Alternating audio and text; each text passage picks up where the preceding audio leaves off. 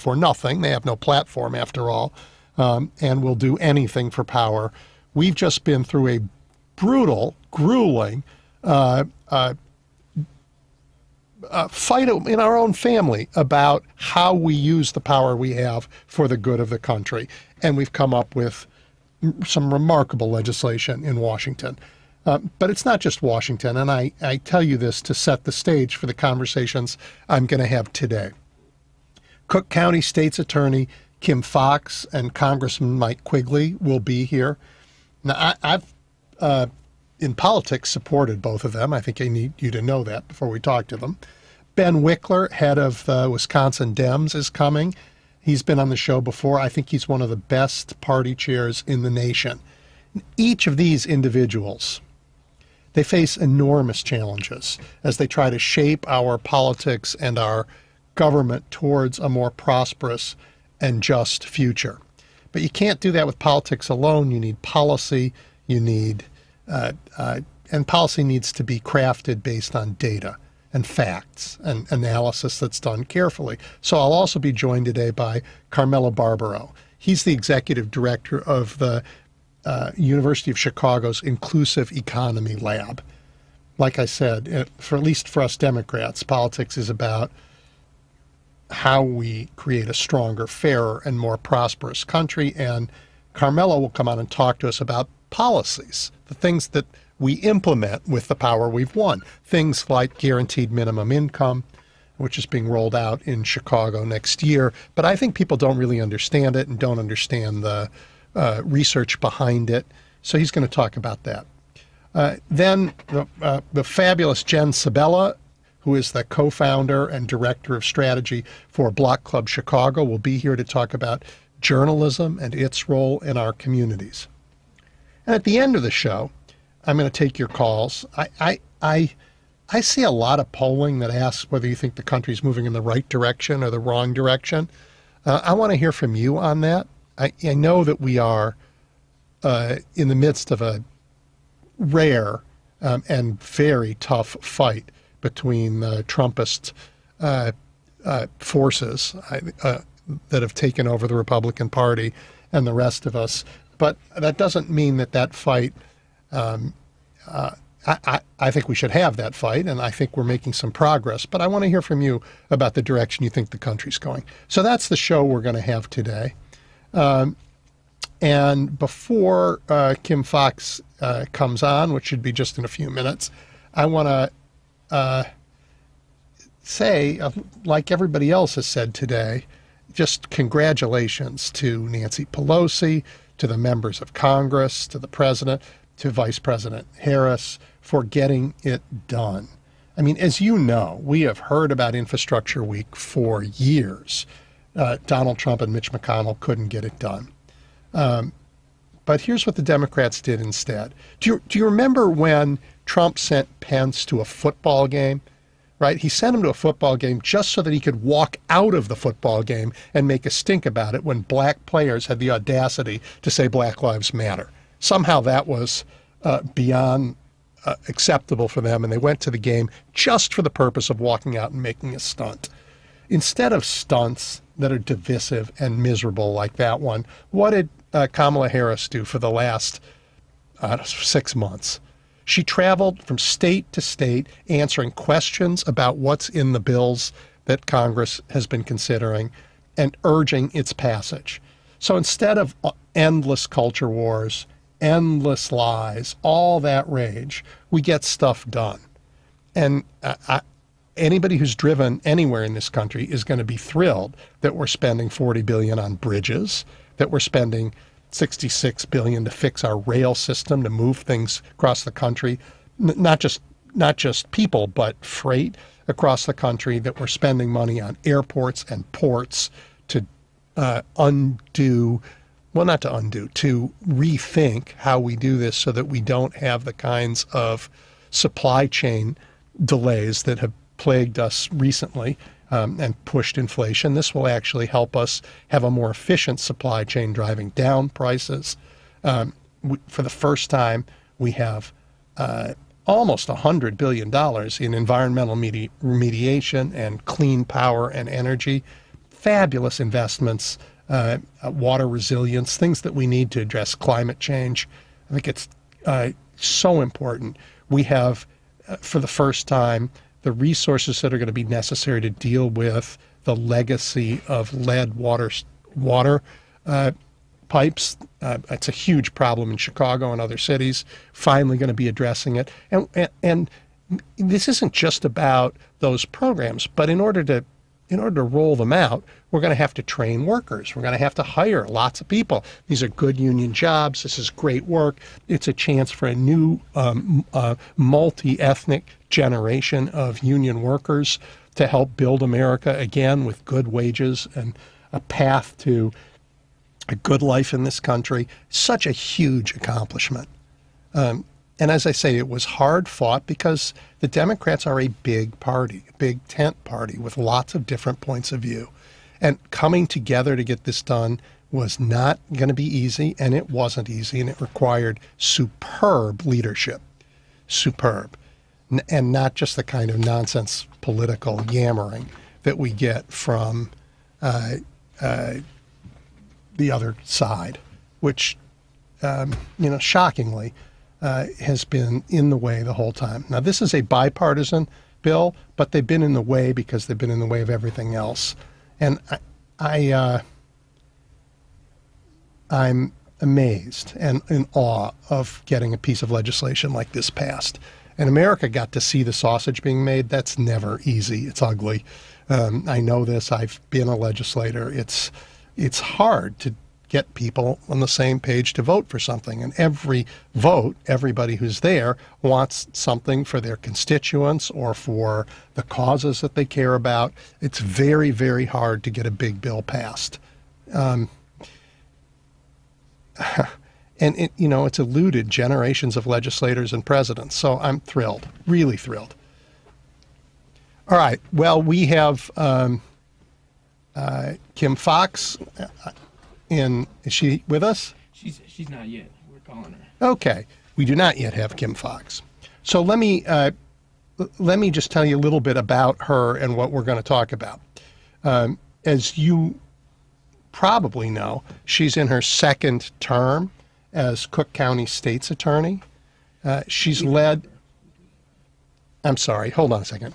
We do have. Okay, good. Kim has led efforts to focus our criminal justice system on violence prevention, to make the system fairer, and to really take on generations of mistrust in law enforcement. But at the same time, Chicago and Cook County suffer from this national epidemic in gun crimes, in carjackings, in high-end lootings, and that has left her open to political attacks. Some say she's letting people out of jail who commit new crimes. Others say she's refusing to charge shooters even when they're caught on video. She can answer these critics herself and tell you what she's doing to make us safer. Kim, are you on? I am on. Good afternoon. Hi there. It's so good to talk to you. Thank you. So you inherited a state's attorney's office that was pretty settled in its ways, and you were elected to make some changes. That is always hard. Can you just start us off by talking about what it was like to take on the entrenched culture in the state's attorney's office and what values you wanted the organization to adopt? Sure. I came into office in 2016 in the wake of the Laquan McDonald murder and the continuation of, I think, generations of distrust between people in communities of color and law enforcement that culminated with this horrific shooting caught on video of a police officer killing a 17-year-old boy. And coming in at a time where there was this recognition, not just about the relationship between communities and law enforcement, but a mass incarceration issue as a country and acutely here in Chicago, and a culture within the office that I don't think appreciated what that looked like outside of ourselves. And so it was a difficult transition because anytime you're talking about reform, there's a reflexive defensive of the way we've always done things, but also a non-appreciation that this was the place that was dubbed the false confession capital of the United States, that had lived through the Burge era and the Grey Lord era, and like things that we knew were wrong that we just hadn't tackled. And let me interrupt you for 1 second. It's just so that people listening know this. Burge was a Chicago police officer who tortured people into confessions, and Grey Lord was about judges taking bribes to change the course of justice. Exactly. Yeah. Okay. And this was all in my lifetime, right? Yep. So this wasn't like it's back not ancient in the history. 40s or 30s. Yeah. Not ancient history. And so those were the legacy, of the office that I inherited. And again, I think people, reflexively want to defend the good, and there's a tremendous amount of good work that has come out of that office.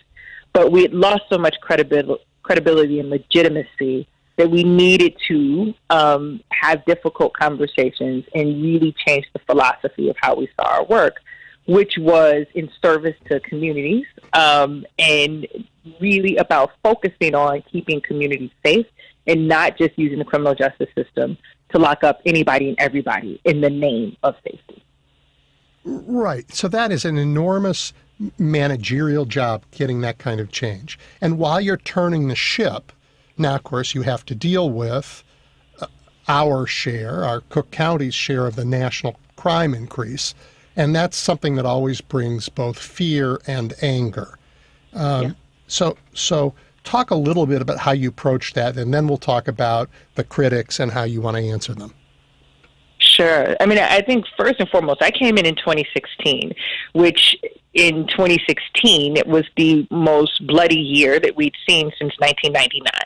I came in December of that year, and that was a year we had 763 homicides, 4,000 shootings. Again, almost a 20-year span since we'd seen that level of violence. And a lot of the efforts that we made around bail reform and moving from low-level prosecutions to more violent crime, we saw in 2017, 18, and 19 reductions in violent crime year over year over year. And I'm not suggesting that that was because of what we were doing in the state's attorney's office. What I am doing, though, is level setting that even as we were embarking on reform, it did not lead to an increase in violent crime. It just didn't happen. In fact, we saw a steady reduction in violent crime.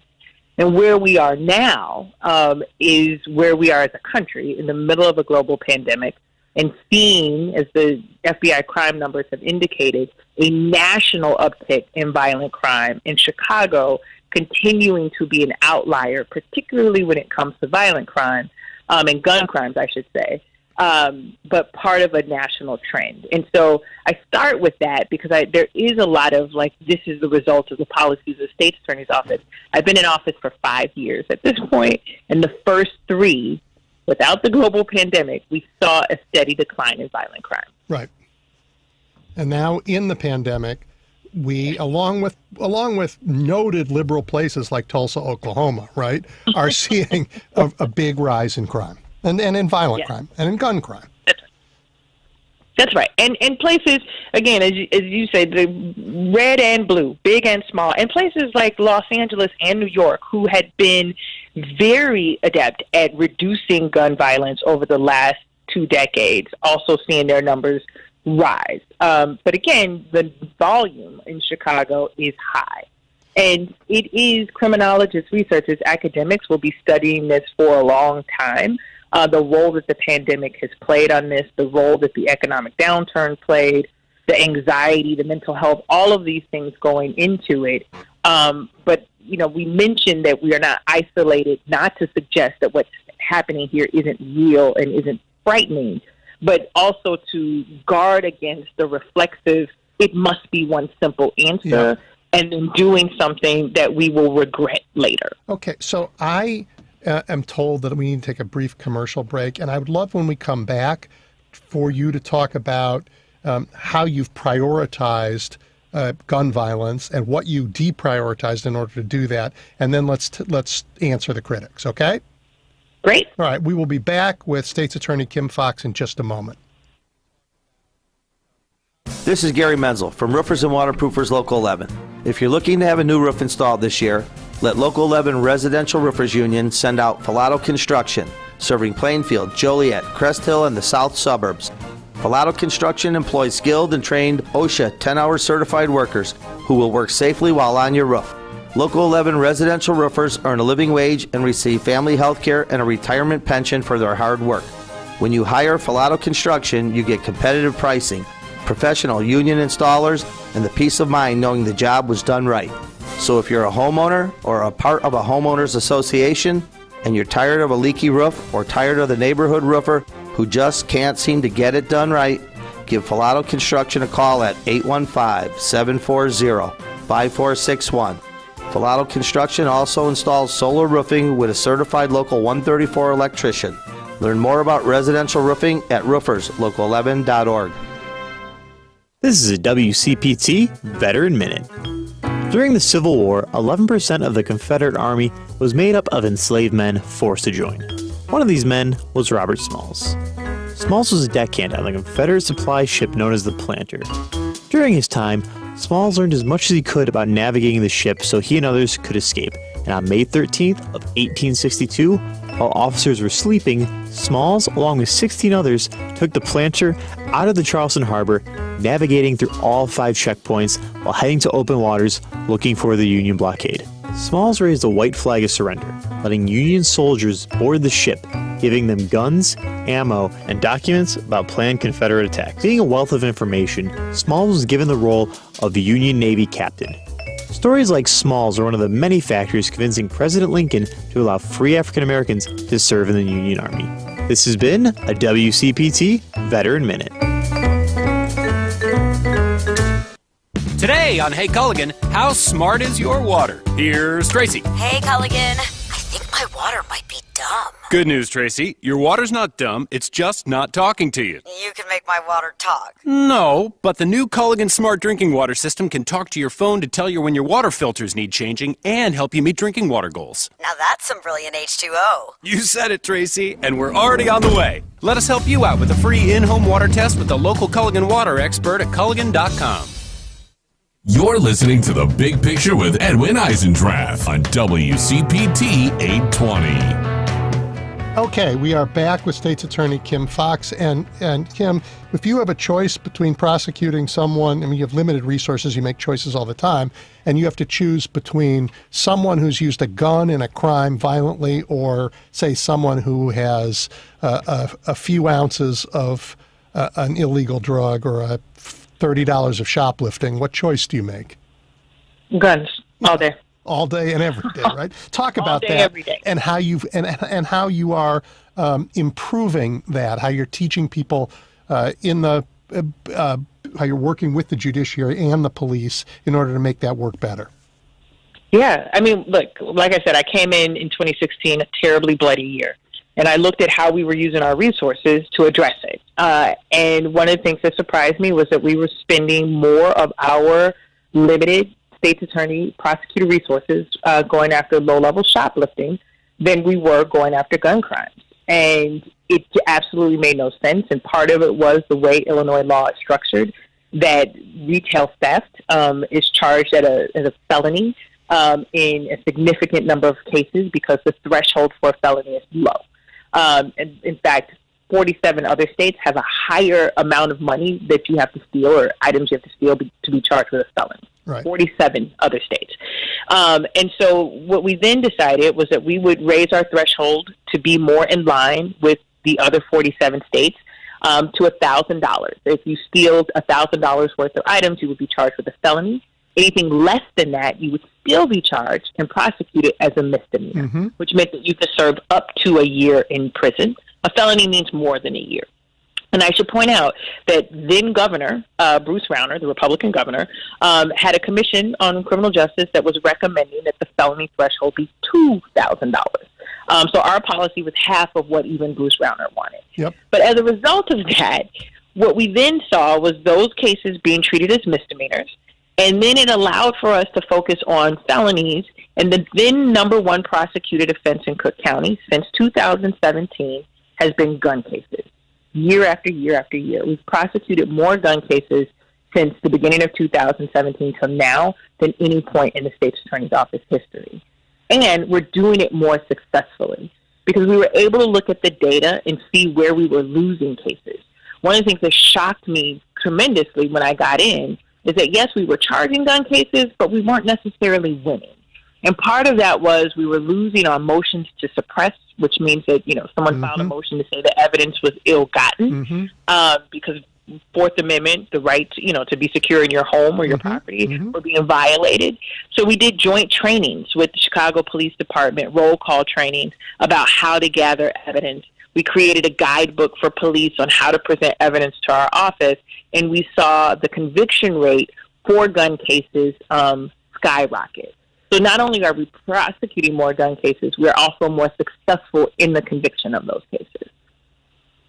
Okay, so that's pretty convincing evidence, but it is an ocean of offenses out there these days. So it's hard to get ahead of this. Talk a little bit now about the criticisms, because you've gotten a lot of them, and some of them have been less fair than others.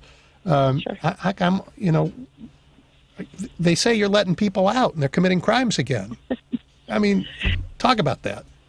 Sure. I think part of it is a lack of understanding of the role of the prosecutor. I think if you listen to the noise, you would think that I investigate cases, make arrests, charge, set bail, put people on electronic monitoring. There's a big ecosystem that we play in, and so there's a couple misperceptions. Our office doesn't make arrests. We only get involved once an arrest is made. And that's critical, because if you watch the news and you see, there was a shooting somewhere and they say no one is in custody, that means our office is not yet involved. We only become involved when someone is in custody. And then, and police present us like an arrestee. Then we have to examine the evidence and see if the evidence is sufficient enough for us to go into a court of law. Are we able to identify that this person is the person who committed the criminal act? And if that is the case, we will charge it. If it's not the case, we may say we need more evidence. We approve charges in about 85% of the cases that are brought to us. Some cases, the percentage goes higher. So carjackings, for example. If there's an arrest that's presented to us, 91% of those cases are approved for charges. Now, once someone is charged and they go for a bail hearing, a judge, not the state's attorney, a judge determines how much bail they're going to get, whether they get out on electronic monitoring or some other condition. That is not a decision that is made by the state's attorney. So I think there's been a lot of confusion because I have advocated for bail reform to make sure that people charged with nonviolent, low-level offenses aren't sitting in jail because they can't afford bonds. My push for a reform of the system didn't also mean that I all of a sudden was in charge of the system. Judges are the ones who are ultimately responsible for placing someone on bond or electronic monitoring. Okay, so now let's go from the strategies that you've championed in your role as state's attorney to a question about sort of political leadership. I am all for diversity of ideas, even amongst Democrats. I love the fact that we debate different strategies. But wouldn't it be a lot better if you, the mayor, the police chief, the leadership of the judiciary, were all kind of on the same page about how to protect our citizens? Absolutely. I would say, having been in office for 5 years, and seeing when that happens and it works and people have confidence, especially when things get difficult, it makes a big difference. Yeah. And, I will acknowledge that it has been a challenge with the mayor and the current superintendent because we are in really extraordinary times. And, we have a new superintendent who came from a different city and arrived in the middle of a pandemic or the beginning of a pandemic, and then all of the unrest that we saw last summer. Yeah. And this is a difficult job under regular circumstances, and we have a new superintendent under extraordinary circumstances. And so I think from a political standpoint, with the rise in crime, with the rise in carjackings and shootings, there is a fear. And citizens, you know this from having been an elected leader, they want an answer. They want something that will give them some measure of safety. And this stuff is complicated. And I have the unfortunate role of being the lawyer and the politician. I have an oath that I have to uphold as a prosecutor that sometimes makes what I'm able to say limited. Yeah. And then it makes it difficult to respond when political leaders, for political expediency, say things. And I can't sum it up in a soundbite for the 5 o'clock. I still think that voters are mostly sensible and smart enough to understand that the world is complicated and that,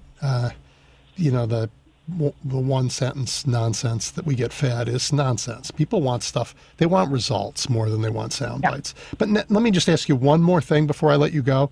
Sure. There is a personal toll when you have an important job to do, very high stakes, and everyone's looking over your shoulder, and where every decision you make is second-guessed, sometimes with good motives, but also sometimes by people who lack the relevant data and the context and are making other kinds of points off of whatever you do. How are you taking care of yourself?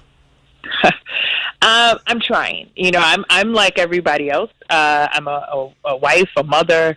I'm living through a pandemic and trying to, maintain teenage daughters, which is, again, difficult under regular circumstances. In these extraordinary circumstances, it's been a challenge. And so I think for me, what I've learned is I don't personalize what's happening. I understand the fear.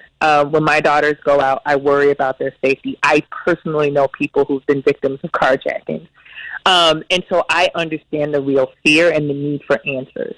And I have a responsibility as an elected official to do my best and to be as transparent and to not own that, the attacks are personal to me. People want to feel safe. And so it's an ongoing, thing I'm working on. I'm devoted to my Peloton and these workouts that have kept me both mentally and physically in the best shape of my life. But I do this, for the heart of the people. You know this.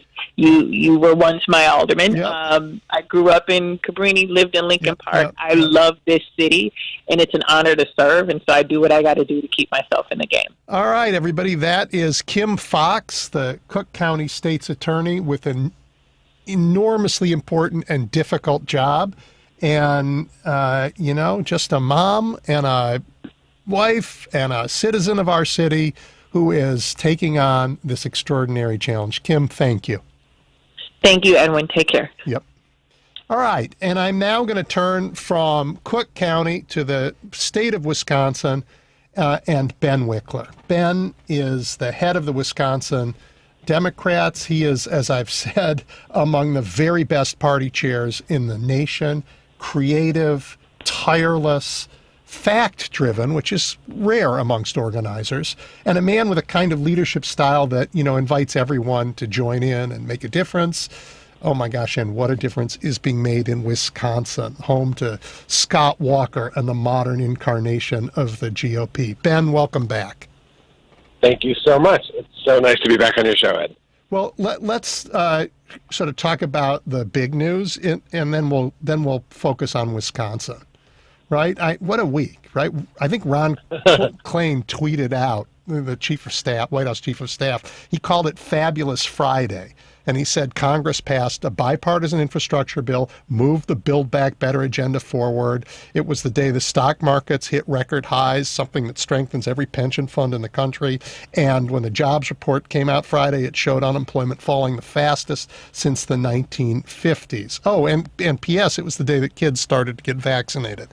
That's pretty good news. That is very good news. And it's the kind of news that actually affects people's day-to-day lives. My two oldest kids got vaccinated on Friday. There are 500,000 people who got jobs over this last month, and now everybody knows it. That kind of stuff can help to turn the political wind in a different direction. And I think that's all good news for Democrats. I think so, too. Are there big infrastructure projects in Wisconsin that have been waiting for this moment? we put out a press release that pointed out that the infrastructure bill will make a difference in every neighborhood in Wisconsin. There are projects big and small that touch every corner of our state. One that I will point to is that Milwaukee has a gigantic amount of lead pipes bringing drinking water that often can be dangerous to kids. This bill will help to replace all those lead pipes with safe pipes, and that'll mean that a whole generation grows up with less risk of lead poisoning and a brighter opportunity for everything in life. That's a transformative investment. Yeah, same in Chicago. Similar city, similar era, same problem. It'll also mean, I think, a lot of well-paying jobs for the people who do that work. Absolutely. These will be union, well-paying, family-supporting jobs. And, voters like jobs. Jobs make a difference to whole communities. It's also a bill that's going to make a big difference in rural areas in Wisconsin. And, if you look at Wisconsin, we have some of the same challenges in terms of water quality, in terms of connectivity and access to the internet, plague rural Wisconsin and some of the sort of urban core areas. So the investment in high-speed broadband in the infrastructure bill comes on top of Governor Tony Evers, our Democratic governor, who's already extended broadband to 300,000 Wisconsinites. It's just a tremendous boon, and it also gives a really clear picture.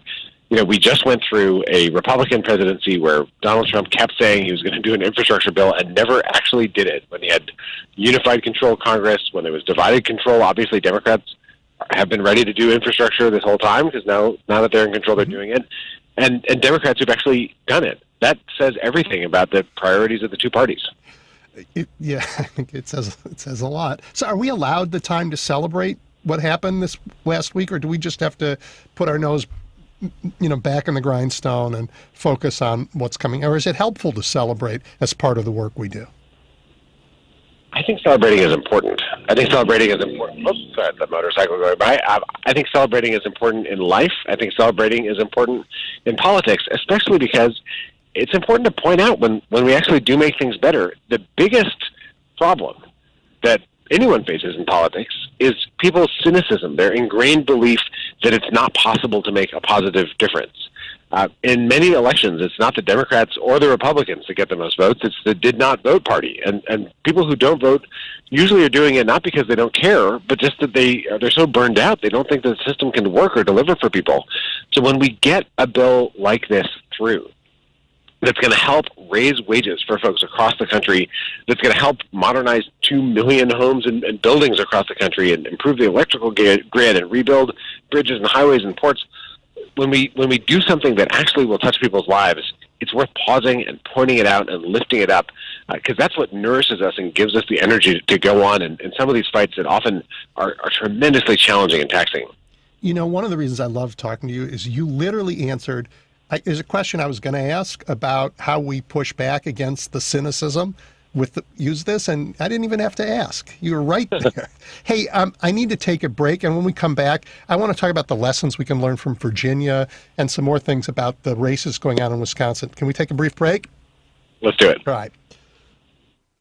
It's the largest, livest shopping event ever. Join QVC and HSN all this weekend long for 49 hours of live chefs, celebs, hosts, surprise pop-ins, and more. So much more, in fact, we can't contain it all in one place. So catch us live on air on the networks of QVC and HSN. Shop and watch live on our websites and apps. Discover even more on YouTube and Facebook. Plus, catch all the excitement streaming on Roku, Fire TV, and Xfinity. Wherever you watch, there's something different going on. It's a big deal with free shipping and other deals. Get holiday gifts of the latest tech, delicious finds for foodies, festive frocks from our fabulous style makers, stocking stuffers, pretty presents for beauty and jewelry lovers, and holiday decor. If you're into that kind of thing, that is. And seriously, who isn't into that kind of thing? So tune in now to QVC and HSN anywhere and everywhere and shop with us live. Do you have Medicare and do you use a CPAP machine? This is a national healthcare alert regarding your CPAP supplies. Using a clean CPAP mask and clean supplies is important to staying healthy. The best way to make sure your CPAP equipment is clean is to get new supplies. If you have Medicare, we have great news. Medicare will pay for you to have new clean supplies every 90 days. We'll even do all the paperwork for you to make sure that there's little to no out-of-pocket cost to you. And you don't even have to leave your home. We provide free in-home delivery. So if you're a CPAP user and you have Medicare, staying healthy with new CPAP equipment is easy. Just make this free phone call right now to get started. Call the CPAP hotline now. 800-218-9520. 800-218-9520. That's 800-218-9520. Copays and deductibles apply. Supplies are replaced in accordance with Medicare guidelines. This is Tom Hartman, and I'm gearing up for another great virtual labor panel with WCPT and my union friends. We'll be live from 4 to 6 p.m. on Wednesday, November 10th on 8:20 a.m., the live stream, Facebook, and on Zoom. I'll be joined by my co-hosts, Joan Esposito and Patty Vasquez, and an esteemed panel of leaders and influencers in the labor community. President Biden has reset our future and given us hope again. And this panel is all about what hope looks like, not only for unions, but the middle class, because you can't have one without the other. We'll be discussing the Infrastructure Act, Building Back Better, immigration reform and our workforce, the future of clean energy for jobs in the trades, and how labor is embracing diversity and inclusion through apprenticeship training as well as in the workplace. See you there. Thank you to our generous sponsors: Smart Local 265, Operating Engineers Local 399, Blue Cross Blue Shield of Illinois, the Chicago Federation of Labor, Finishing Chicago, Construction Industry Service Corporation, and Sierra Club. Visit WCPT820.com for more information. You're listening to The Big Picture with Edwin Eisendrath on WCPT 820. Okay, we are back with Ben Wikler. And Ben, you're going into some really important elections in Wisconsin. Are there lessons we can learn from what happened in Virginia? I think that the first lesson I learned from Virginia is that it is never too early to start organizing for the next election. Virginia is a state with an election every year, so in some sense, there's always activity going on. But I do think right now, this weekend is 1 year out from the 2022 election in Wisconsin, and I'm actually right now on my way. I parked or pulled over on the side of the road to join you here, but I'm on my way throughout western Wisconsin, going from La Crosse to Eau Claire, then to Stevens Point and Appleton. The Governor Evers, we kicked off a canvass this morning in Madison, is going to Milwaukee, Green Bay, like all over the state. And we are firing folks up. We're going to reach out to 100,000 voters this weekend. And if you look a year ago in Virginia, there wasn't something like this going on. This is a campaign that really took root over the last few months in Virginia in the biggest way. And it certainly got a lot of national attention over these last few months. But I think it's important to start early and never let up. I think we also saw in Virginia how Republicans tried to weaponize a bunch of different issues connected to education. Yeah. One of the lessons for us is go on offense on education, on our schools. Whether you're white, black, or brown, or rural, or suburban, or urban, we all want great public schools that give our kids the equipment they need to succeed in our democracy. And Governor Evers is a lifelong educator. He's spent his life working to lift kids up. His kind of motto is what's best for our kids is what's best for the state. So we want to make really clear that the Democrats are the party that you can trust to deliver on an education that every parent can be proud of. And I think in Virginia, Republicans found ways to use education to divide people and split parents off from the rest of their communities in various ways. We can't let that happen here. We're going to stay on offense on issues that are really at the core of what the Democratic Party is all about. I am thrilled to hear that. I'm so appalled at the thought that somehow people think Republicans are better on education. They've never been better on education. They are better on division and divisiveness and race baiting, but that's not a core education. And I think we can calm parents down and talk about all the good that we've done to help build education systems up against every effort to defund them on the right. it happens constantly. And so in Wisconsin, Rebecca Clayfish is running for governor against Governor Evers. She was Scott Walker's lieutenant governor. So she was there in the Walker years helping make decisions. In their first big budget, Scott Walker and Rebecca Clayfish cut public school funding by $850 million. They pushed through these attacks on teachers that led to a historic teacher shortage in the state of Wisconsin. They have a very clear record on education, and that record is they're against it. And we now have a governor who's been fighting his whole life and has now, for the first time in decades, restored. In Wisconsin, there's this promise that's been made that the state government will provide 2/3 of the funding for public schools across Wisconsin. It has fallen short of that over and over and over until this year. We finally hit that mark again. And if you want your public schools to have the resources they need to attract and retrain fantastic teachers and give kids the support that they need, you got to have a Democratic governor. There's just no other way to get there. And in Wisconsin, the chaos to education wasn't just K-12 during those years. They went after your university system brutally. Brutally. Yeah, I mean, under Scott Walker, the university budget was massively slashed, and money was moved into incarceration. So Wisconsin, for the first time under Scott Walker and Rebecca Clayfish, we spent more money locking people up than we did on higher education in our state. And there's something called the Wisconsin idea, which is that the boundaries of the university are the boundaries of the state. Mm-hmm. It's one of the great traditions in Wisconsin is a wonderful, land-grant college public university system that's one of the best schools in the country with 22 campuses across the state of Wisconsin. That sort of crown jewel of our state was badly tarnished and even kind of dented and nicked by the Republicans when they were in charge. Governor Evers has been lifting it right back up. And we just, if you want a bright future for any part of Wisconsin, rural, suburban, or urban, we just launched this huge new dairy initiative through the university system to help our farmers get back on their feet. All these things happen when you have a governor who gets it, who gets this idea that if you invest in young people, the returns come for everybody. And that's what you get with Governor Evers, and you just don't get with these GOP folks. So I think when we campaign, and some of the lessons I've learned is that we talk about the things we get done, and they go to culture wars and scare people, and they don't actually talk about policies. They don't actually talk about things they want to accomplish. They talk about signaling, identity. They've sort of talked for years about Democrats playing identity politics. But you know what? I've now learned that every time they accuse the Democrats of something, it's what they're doing. And they're playing a kind of identity politics that says, we, people who look like us, believe these certain things, and everybody else is dangerous to us.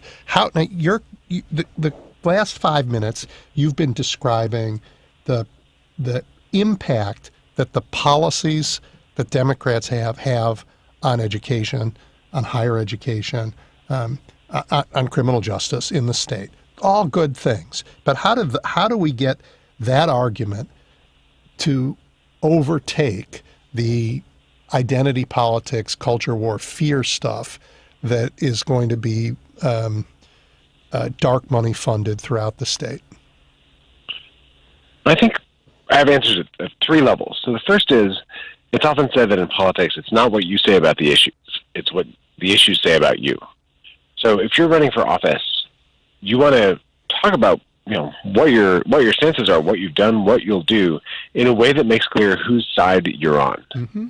And the fundamental proposition from Democrats is that we're on the side of working families, and that Republicans, over and over, are on the side of the ultra-rich.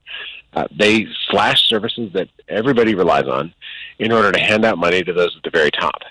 And that's both a kind of, a set of positions, but it's fundamentally about kind of which team you're on. Right. The Republicans and your values. Exactly. It's about your fundamental values. Republicans try to slice and dice it, especially by race, sometimes by geography, rural versus urban, which sometimes is coded as a racial issue, sometimes it's by generation, attacking young people. But all of those things are a way of dividing and distracting people so they can pick everybody's pockets who isn't a mega multimillionaire or a billionaire. So that's the first thing. The second thing is a friend says Democrats sometimes sell the recipe instead of the brownie.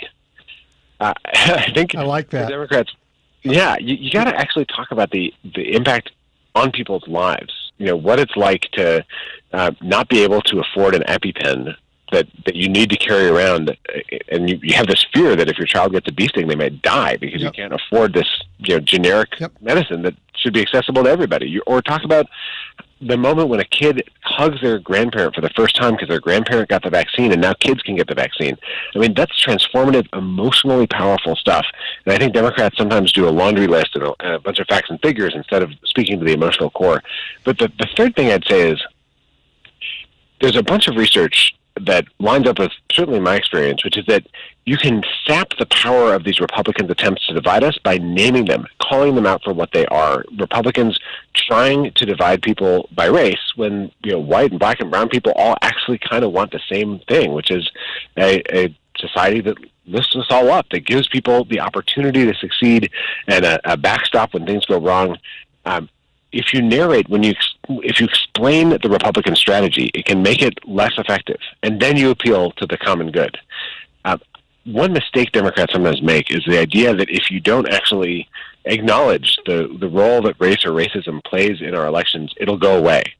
But the problem is Republicans are also out there trying to whip up resentment and fear at every turn. And so if Democrats aren't speaking to that and Republicans are doing it, Republicans own the conversation. But if Democrats say, why Republicans are using this phrase critical race theory, it's to scare you into attacking our schools while they rip up the funding for public education in a way that hurts all of us regardless of race, that can help to deflate the power of Republican attacks and recenter people on the fundamental issues around which their lives actually revolve, which are the things actually happening in their families, not phantom menaces cooked up by right-wing messaging gurus. So this is all right. So the audience of this show includes people who are organizers, and so I hope everybody listening paid attention, because that was just a primer in how to go to battle, right? And how to both offense and defense to disarm and to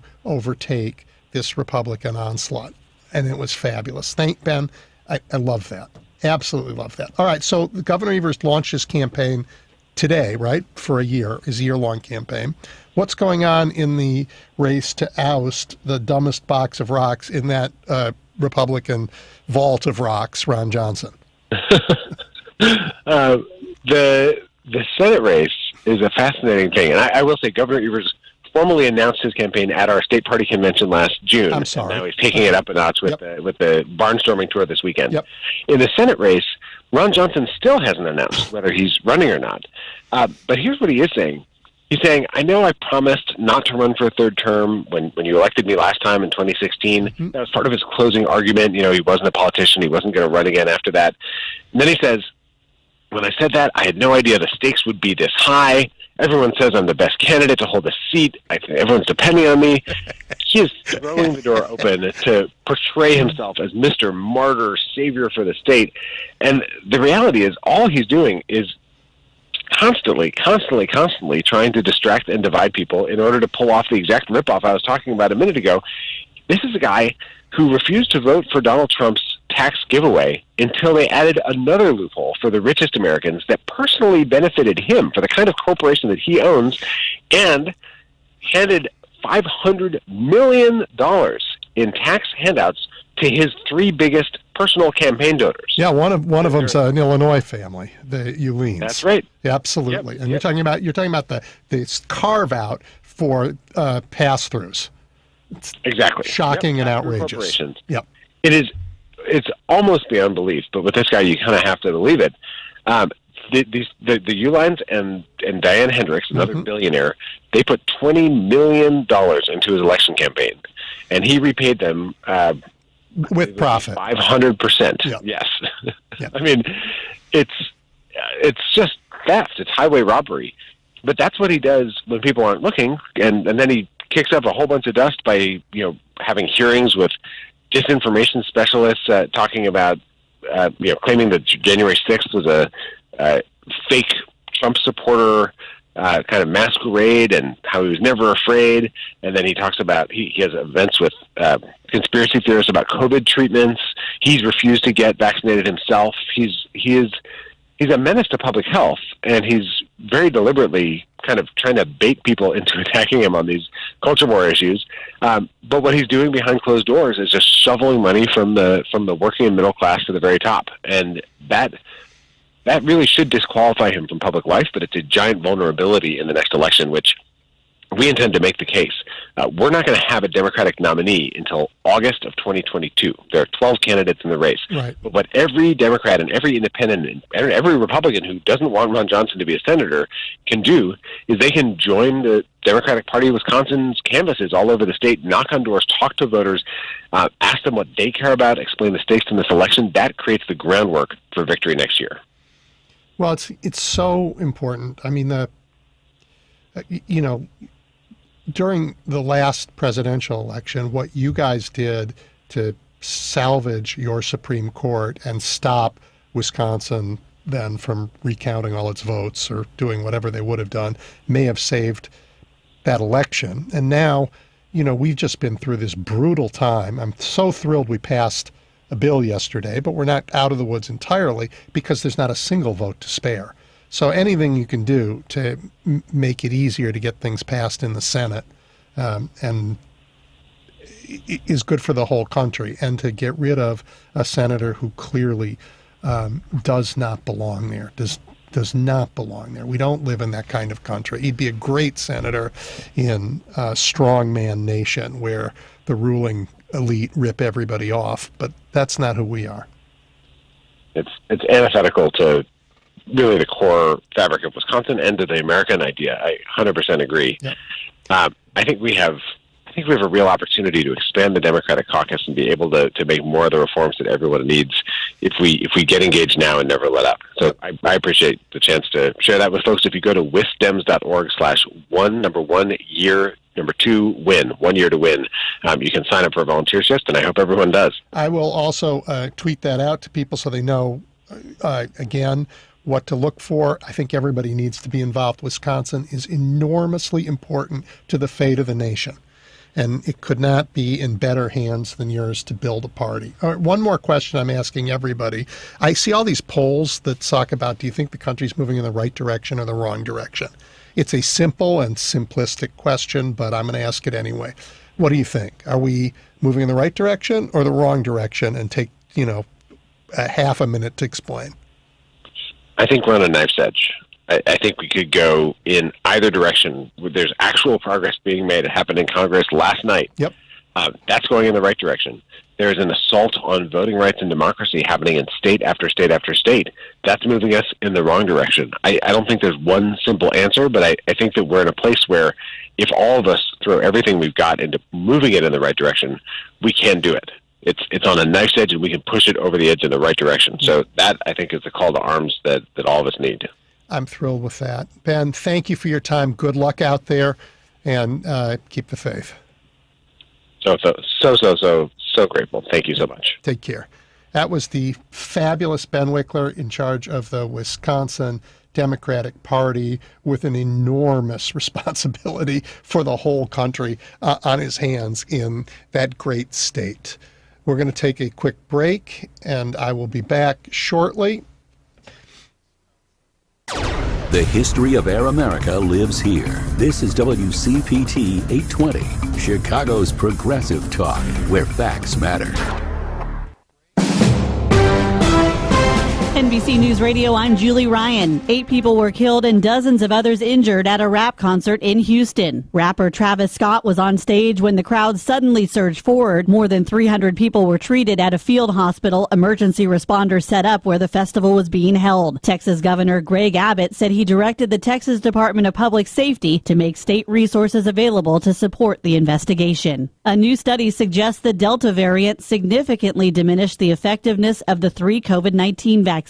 Researchers looked at 800,000 vaccinated U.S. service members and found the strain reduced the effectiveness of the Moderna vaccine from 89 to 58% and the Pfizer from 87 to 45%. The single-dose Johnson & Johnson vaccine took the hardest hit from the Delta variant. The study reports the vaccine's original 86% effectiveness dropped to only 13%. A second juror in the trial of Kenosha, Wisconsin shooter Kyle Rittenhouse has been dismissed. Scott Carr has details. It was an issue with a female juror's pregnancy that prompted the dismissal. She's the second juror to be released. Another was removed Thursday for telling a joke to a deputy about the police shooting of Jacob Blake, the 29-year-old black man whose wounding in August 2020 sparked the unrest in Kenosha, during which Rittenhouse killed 2 men and wounded another. Apparently joining in the protest, Rittenhouse fired an AR-15 style weapon 8 times during the unrest. His attorneys argue he was acting in self-defense. There are now 18 jurors hearing testimony. 12 will be selected for deliberations. Black Panther Wakanda Forever will take a delay after Thanksgiving until the beginning of 2022 to allow Letitia Wright to recover from an injury from earlier this year. The Marvel sequel had been filming as much as possible without the actress in Atlanta for the last 2 months. Wright was hospitalized back in August after a stunt mishap on the movie's set. You're listening to the latest on NBC News Radio. Joan Esposito, live, local, and progressive on WCPT Willow Springs is powered by ComEd. Lower your energy bills and reduce your carbon footprint with the ComEd Energy Efficiency Program. We've all been spending more time indoors than usual, but FinishingChicago.com has an offer to update your interior. Whether your space is residential or commercial, for a limited time you can save up to 25% on painting and decorating. FinishingChicago.com has the most dynamic interior spaces available from industry-leading union craftspeople. That's union quality, efficiency, and industry-leading expertise in your home or commercial space. Visit FinishingChicago.com to find a contractor in your area. This unprecedented access to union quality labor at a reduced rate is only available for a limited time. Revitalize your spaces with fine decorative upgrades applied by the most knowledgeable craftspeople in the industry. Whether it's a new color or transforming your walls into something truly special, our contractors have all the options. Take advantage of FinishingChicago.com's Update Your Interior savings before they're gone. For up to 25% off your new finish, start with FinishingChicago.com. You're listening to The Big Picture with Edwin Eisendrath on WCPT 820. Okay, we are back. And look, as I said earlier, maybe the current Trumpist GOP or Ron Johnson in Wisconsin, they're interested in politics as a route to power, and that's it. But our goals are very different. We see politics and power as a means to a better, more inclusive, and more prosperous society. That means we can't just pay attention to politics. Policies matter. Happily, we know where to turn to get help. Carmelo Barbaro is joining us. He is the executive director of the University of Chicago's Inclusive Economy Lab. That's an organization that works in partnership with policymakers, community organizations, communities themselves, to identify really pressing challenges, and then with them to generate evidence about what works, then to translate that evidence into policy changes that expand economic opportunity and hopefully improve a lot of lives. Hello, Carmelo, are you there? Hi, Edwin. Hi. Thanks for having me on. Will you talk a little bit about the lab and what you do, and then we're going to turn to some policies? Sure. So the Inclusive Economy Lab is one of the 5 urban labs at the University of Chicago. We're based at the Harris School of Public Policy.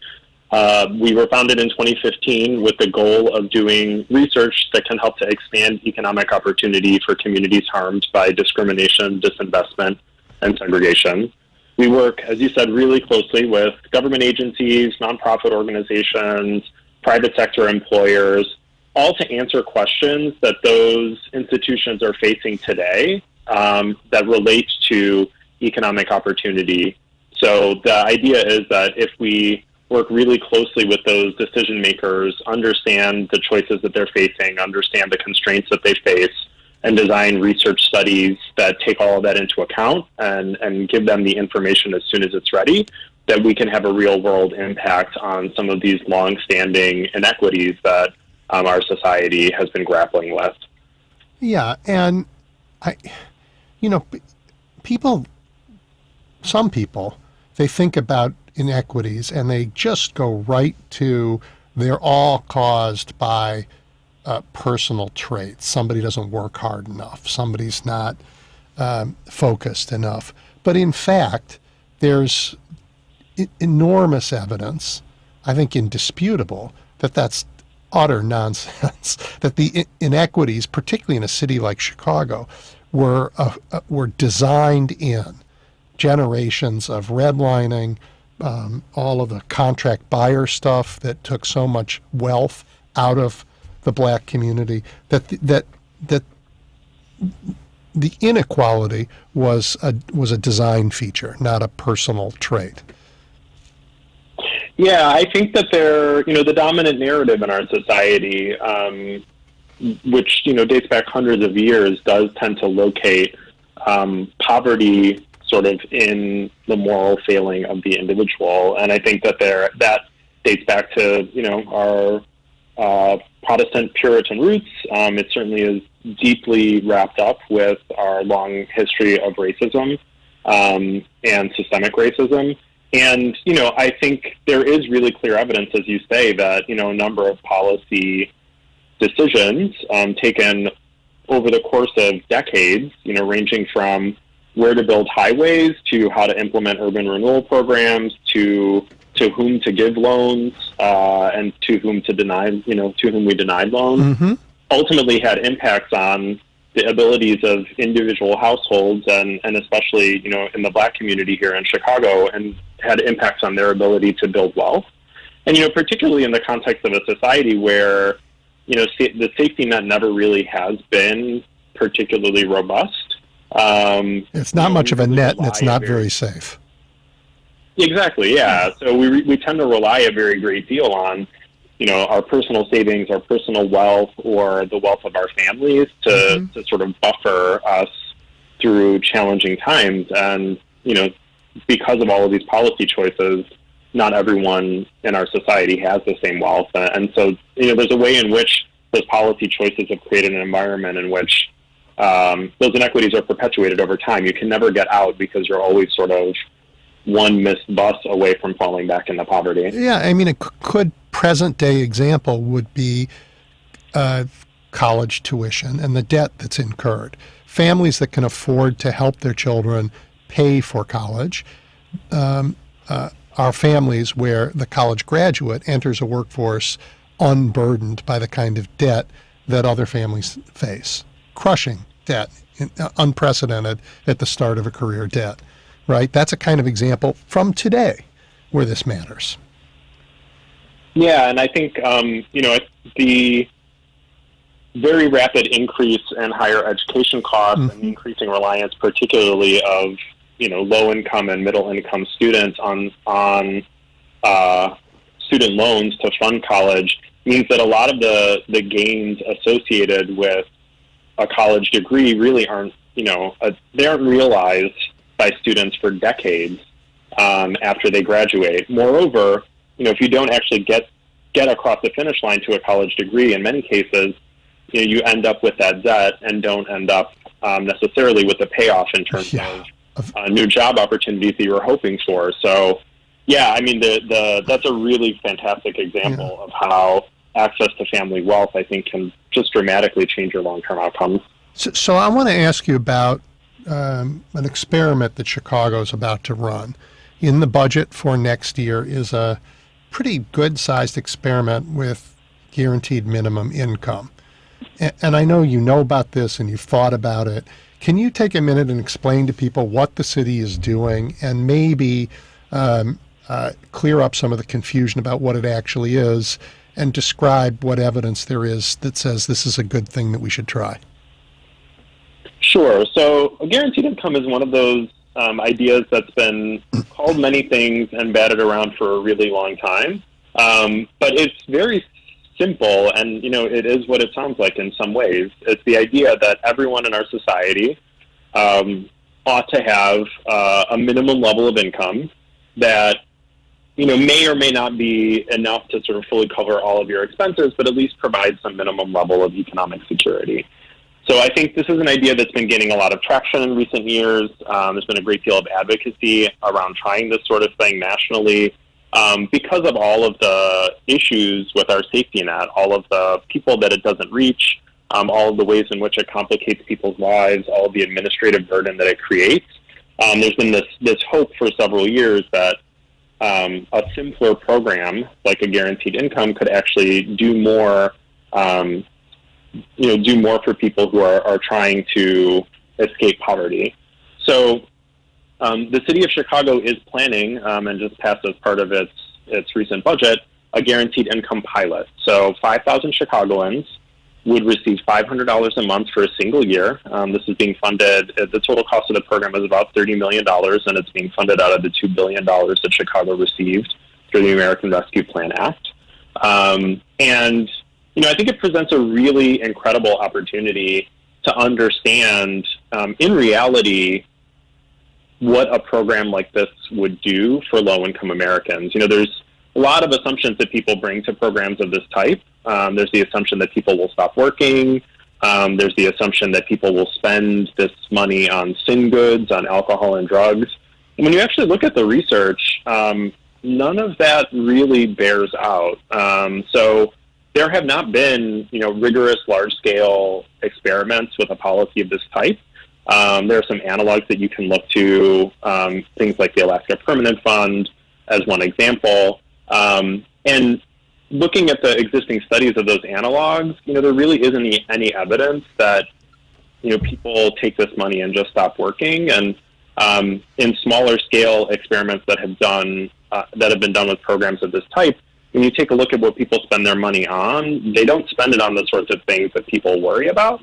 So really the evidence on these types of programs is pretty thin. But a lot of the things that a lot of the negative outcomes that people worry about are not really something that's substantiated by the existing research. And so I think Chicago with this program has a really incredible opportunity to make a contribution to the national conversation about what our safety net should look like and what low-income families really need to be able to lead lives of dignity and to achieve the kind of upward mobility that we know they want for themselves. And let me just, $500 a month is $6,000 a year, right? This is not it's not exactly a living wage. So people who say, oh, well, people just aren't going to work, try living on $6,000 a year. But it does give someone the tiniest bit of cushion that might allow them to get a babysitter the day they need to go to a job interview, right? To just the little tiny stuff that takes the most horrendous edge off life when you're really struggling, so that you can focus on the things that you need to do to put yourself in a more prosperous place. Yeah, I think that's a good example, and I think it's something that I think most of us who are not, who've never had to rely on a safety net, on the safety net programs in the United States, don't realize is just how hard it is to get cash through existing programs. So Supplemental Nutrition Assistance Program, which many of us, we used to refer to as food stamps, reaches a lot of eligible households, but programs that provide cash assistance in the United States are really small. They've shrunk a lot over time. Mm-hmm. Most people who are eligible for them, aren't enrolled in them. And so that leaves low-income families in a situation where, whether it's like paying for a babysitter or paying for a car repair or paying for diapers, you actually don't have any way to get the cash that you need to do those things. And some of those things are important just because they're important, right? Like you should be able to get diapers for your kids. But some of those expenditures, they can be the difference between getting to work that day and not getting to work that day. And, in the low-wage labor market, there isn't a lot of, or at least historically, has not been a lot of flexibility and forgiveness from employers for things like showing up late for a shift or missing a day of work. So, there's a way in which not having that cash really could perpetuate poverty for low-income households. And so I think that is, those are some of the hopes that people who want to try these kinds of policies have, right? Maybe if you actually had a little bit of cash, you could weather some of those ups and downs or make some investments that would help you in the long term. There is a little bit of suggestive evidence actually from a much smaller scale pilot to this effect. Stockton, California was one of the first cities in the country to do a guaranteed income pilot a few years ago. They selected a small number of households, I think it was 125 or 150, and paid them $500 a month for a year and a half. And again, the sample size was really small, so this should be taken with a grain of salt. But if they actually found that participants were more likely to work full time, the recipients of a guaranteed income, than the control group that did not. And when you actually ask folks how they use the money and what difference it made for them, they point into the sorts of investments that you described. So, again, it's certainly not conclusive, but I think there is some evidence and some anecdotes suggesting that, this kind of cushion can really do a lot of good for people. Now, what should the city do, or what is it doing? I just don't know, to make sure that this one-year program produces the kind of data and analysis that lets us know whether it turns out to be, sound policy or not. Yeah, well, I know that the city is hard at work making plans for this pilot, so I think the coming days and weeks will reveal a great deal. But based on what's been announced thus far, to be eligible for the program, you must be an adult who makes less than $35,000 a year. As you said, the pilot is going to provide funding to 5,000 people. There are about 350,000 households in Chicago whose income is below $35,000 a year. Mm-hmm. So just a lot more people who are eligible for the program than ultimately the city is going to be able to fund, even with this extremely ambitious $30 million pilot. So I think that's the sort of context in which, you could imagine doing an open application, running a lottery, and then really using the data that you gather through that process to try to understand what difference this one-time investment made for recipients. So, I think that this is 5,000 people is the largest pilot of this type that is being done in the United States. Los Angeles is spending a little bit more money on their pilot, but they actually have fewer participants. Mm-hmm. So, that's a scale where you can really, really learn something. And so, I'm hopeful that the city, which has demonstrated a really strong commitment to evaluation in the past, is going to take advantage of this really unique opportunity. So there are politicians who tell taxpayers at every opportunity that programs like this, programs that aim to address the conditions of poverty in America, are just transfers of their hard-earned cash to people who don't work. How do you counter that argument, and what's the evidence that if these programs are successful, it actually ends up reducing the cost of government over time? Yeah, well, as I said, there has never been a large-scale rigorous study of a program exactly of this type.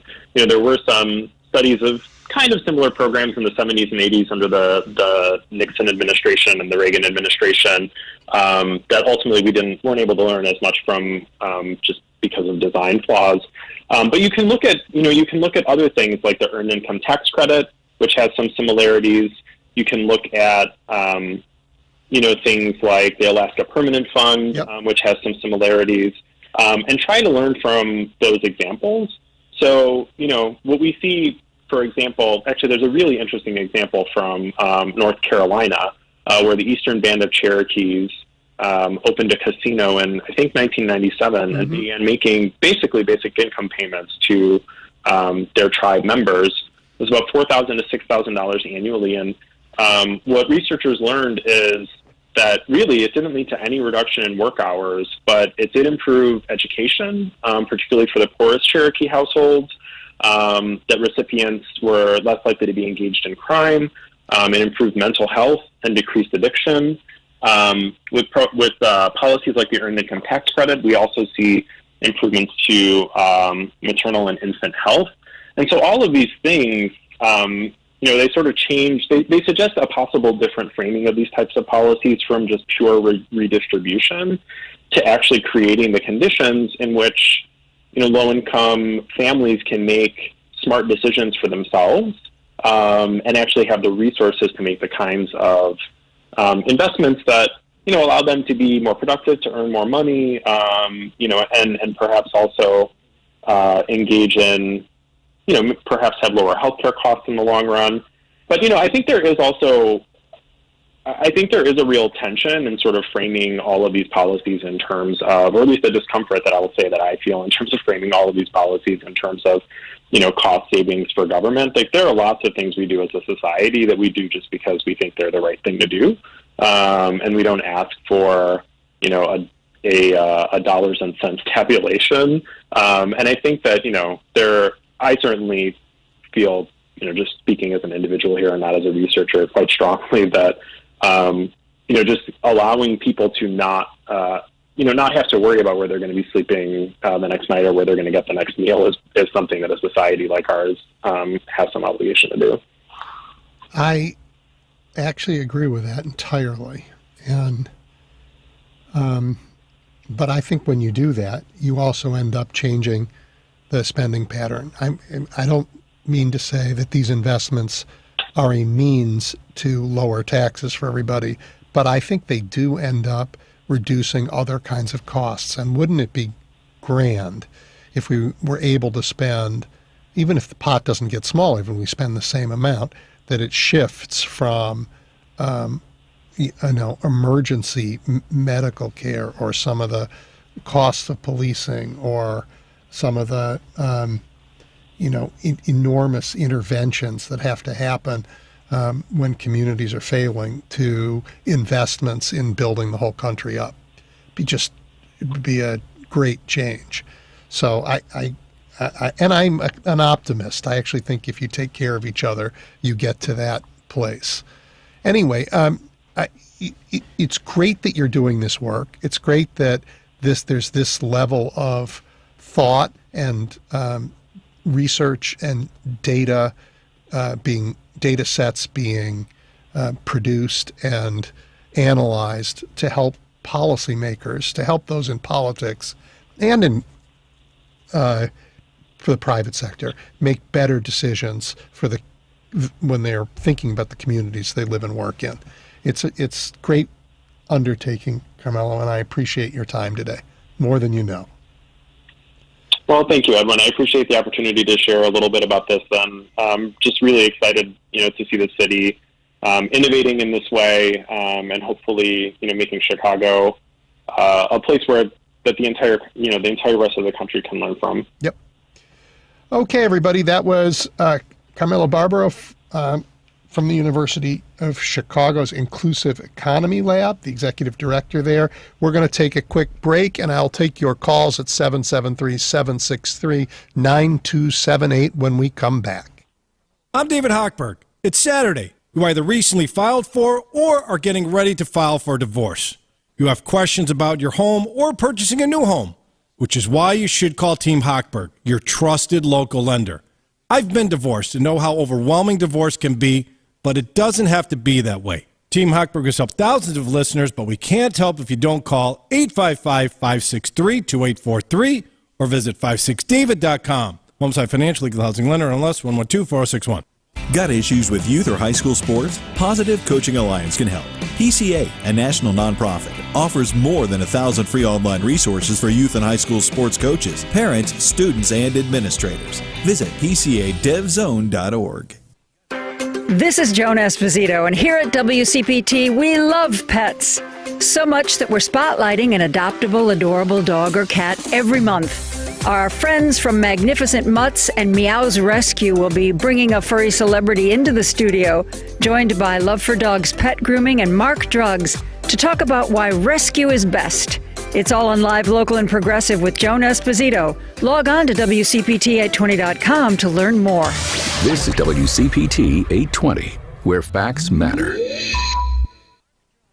You're looking at the big picture with Edwin Eisendrath on WCPT 820.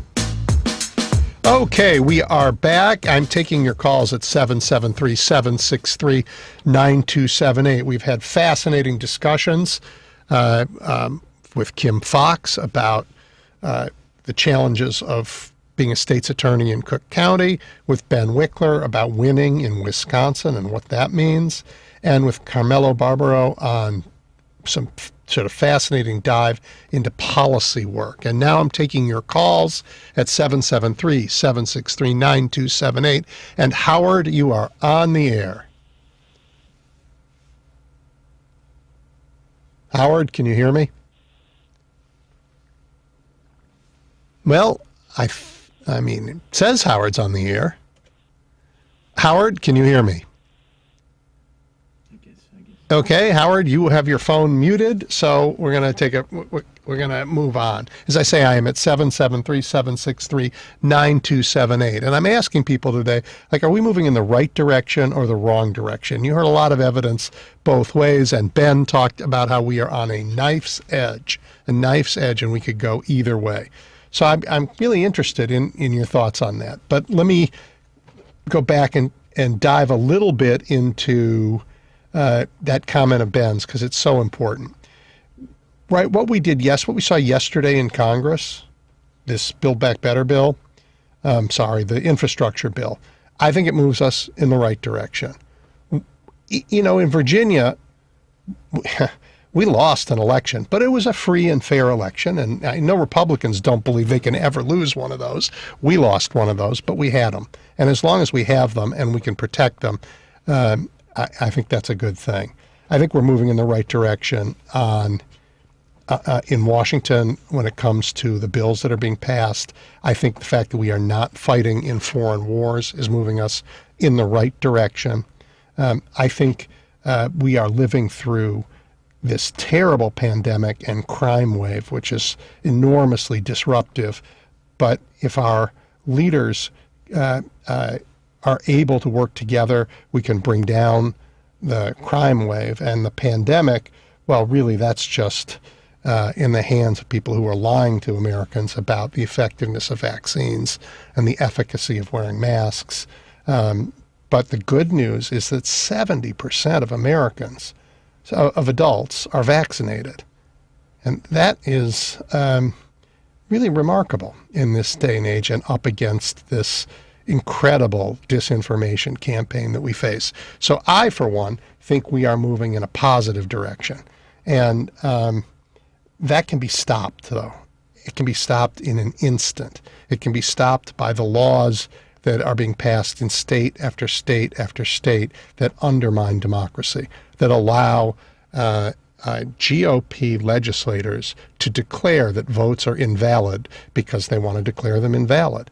That I don't know if any of you heard one of the Arizona governor candidates interviewed this week, and she said that she would have, she wants to decertify the last election, even though even the crazy cyber ninjas brought in by the Arizona Senate president couldn't find anything wrong, and they were looking at, like, is there bamboo in the ballots because they were somehow Chinese? I mean, on top of everything else, it was a bigoted effort. But she's running for governor on the platform that the last election was stolen and that she wants the power to change the results in the next one if it's equally so-called stolen. That would put us in the wrong direction. So here we are, winning the fight on substance, on passing good laws, making America a better place, and yet the right wing is trying to take it all back so they can take your tax dollars and give them away to the wealthiest families and lie to everybody about why they're doing it. Knife's edge, as Ben Wikler said beautifully. We are at the bottom of the hour. We're going to take a break, and when I come back, the fabulous Jen Sabella will join me. When the news hits close to home. Protests. Struggle with coronavirus. Local businesses don't have the money to survive. Joan Esposito is live, local, and progressive. The governor said something very big. He'd really like to be able to lift the mask mandate by the holidays. Which holiday is that exactly? Joan Esposito, weekday afternoons at 2. By all accounts, the mask mandate is going to be in place at least until Thanksgiving. On WCPT 820. I think you get the idea. This is Gary Menzel from Roofers and Waterproofers Local 11. Are you happy with your job, or are you looking for a new and exciting career? Wouldn't you like to get up early every morning and head into work so that you could be home early to take your kids to baseball, basketball, or gymnastics practice? Consider a career with us. We're professionally skilled roofers and waterproofers, OSHA trained for on-the-job safety, and our union is growing. Construction remains strong in Illinois and Wisconsin, where we just recently opened a brand new apprenticeship training center near Madison. Union roofers and waterproofers work outside in the fresh air every day, and we get paid well for the hard work we do. We have family health care and a pension plan that you'll be glad you have when you're planning your retirement someday. We want you to earn a living wage and learn to work safely. So if you're ready to join Roofers and Waterproofers Local 11, give us a call, 708-345-0970, and learn more about us at rooferslocal11.org. If you have been financially affected by the COVID pandemic, then this message is for you. Are you among the many folks who have lost their jobs, or if you've been furloughed, or working from home at a reduced pay? If you have credit card debt and cannot make your monthly payments, we at Debt Fix Pros can help. Call us to see how we can reduce your interest rates and lower your monthly payments. If you are struggling with credit card debt, we can help. Call 800-707-1097. That's 800-707-1097.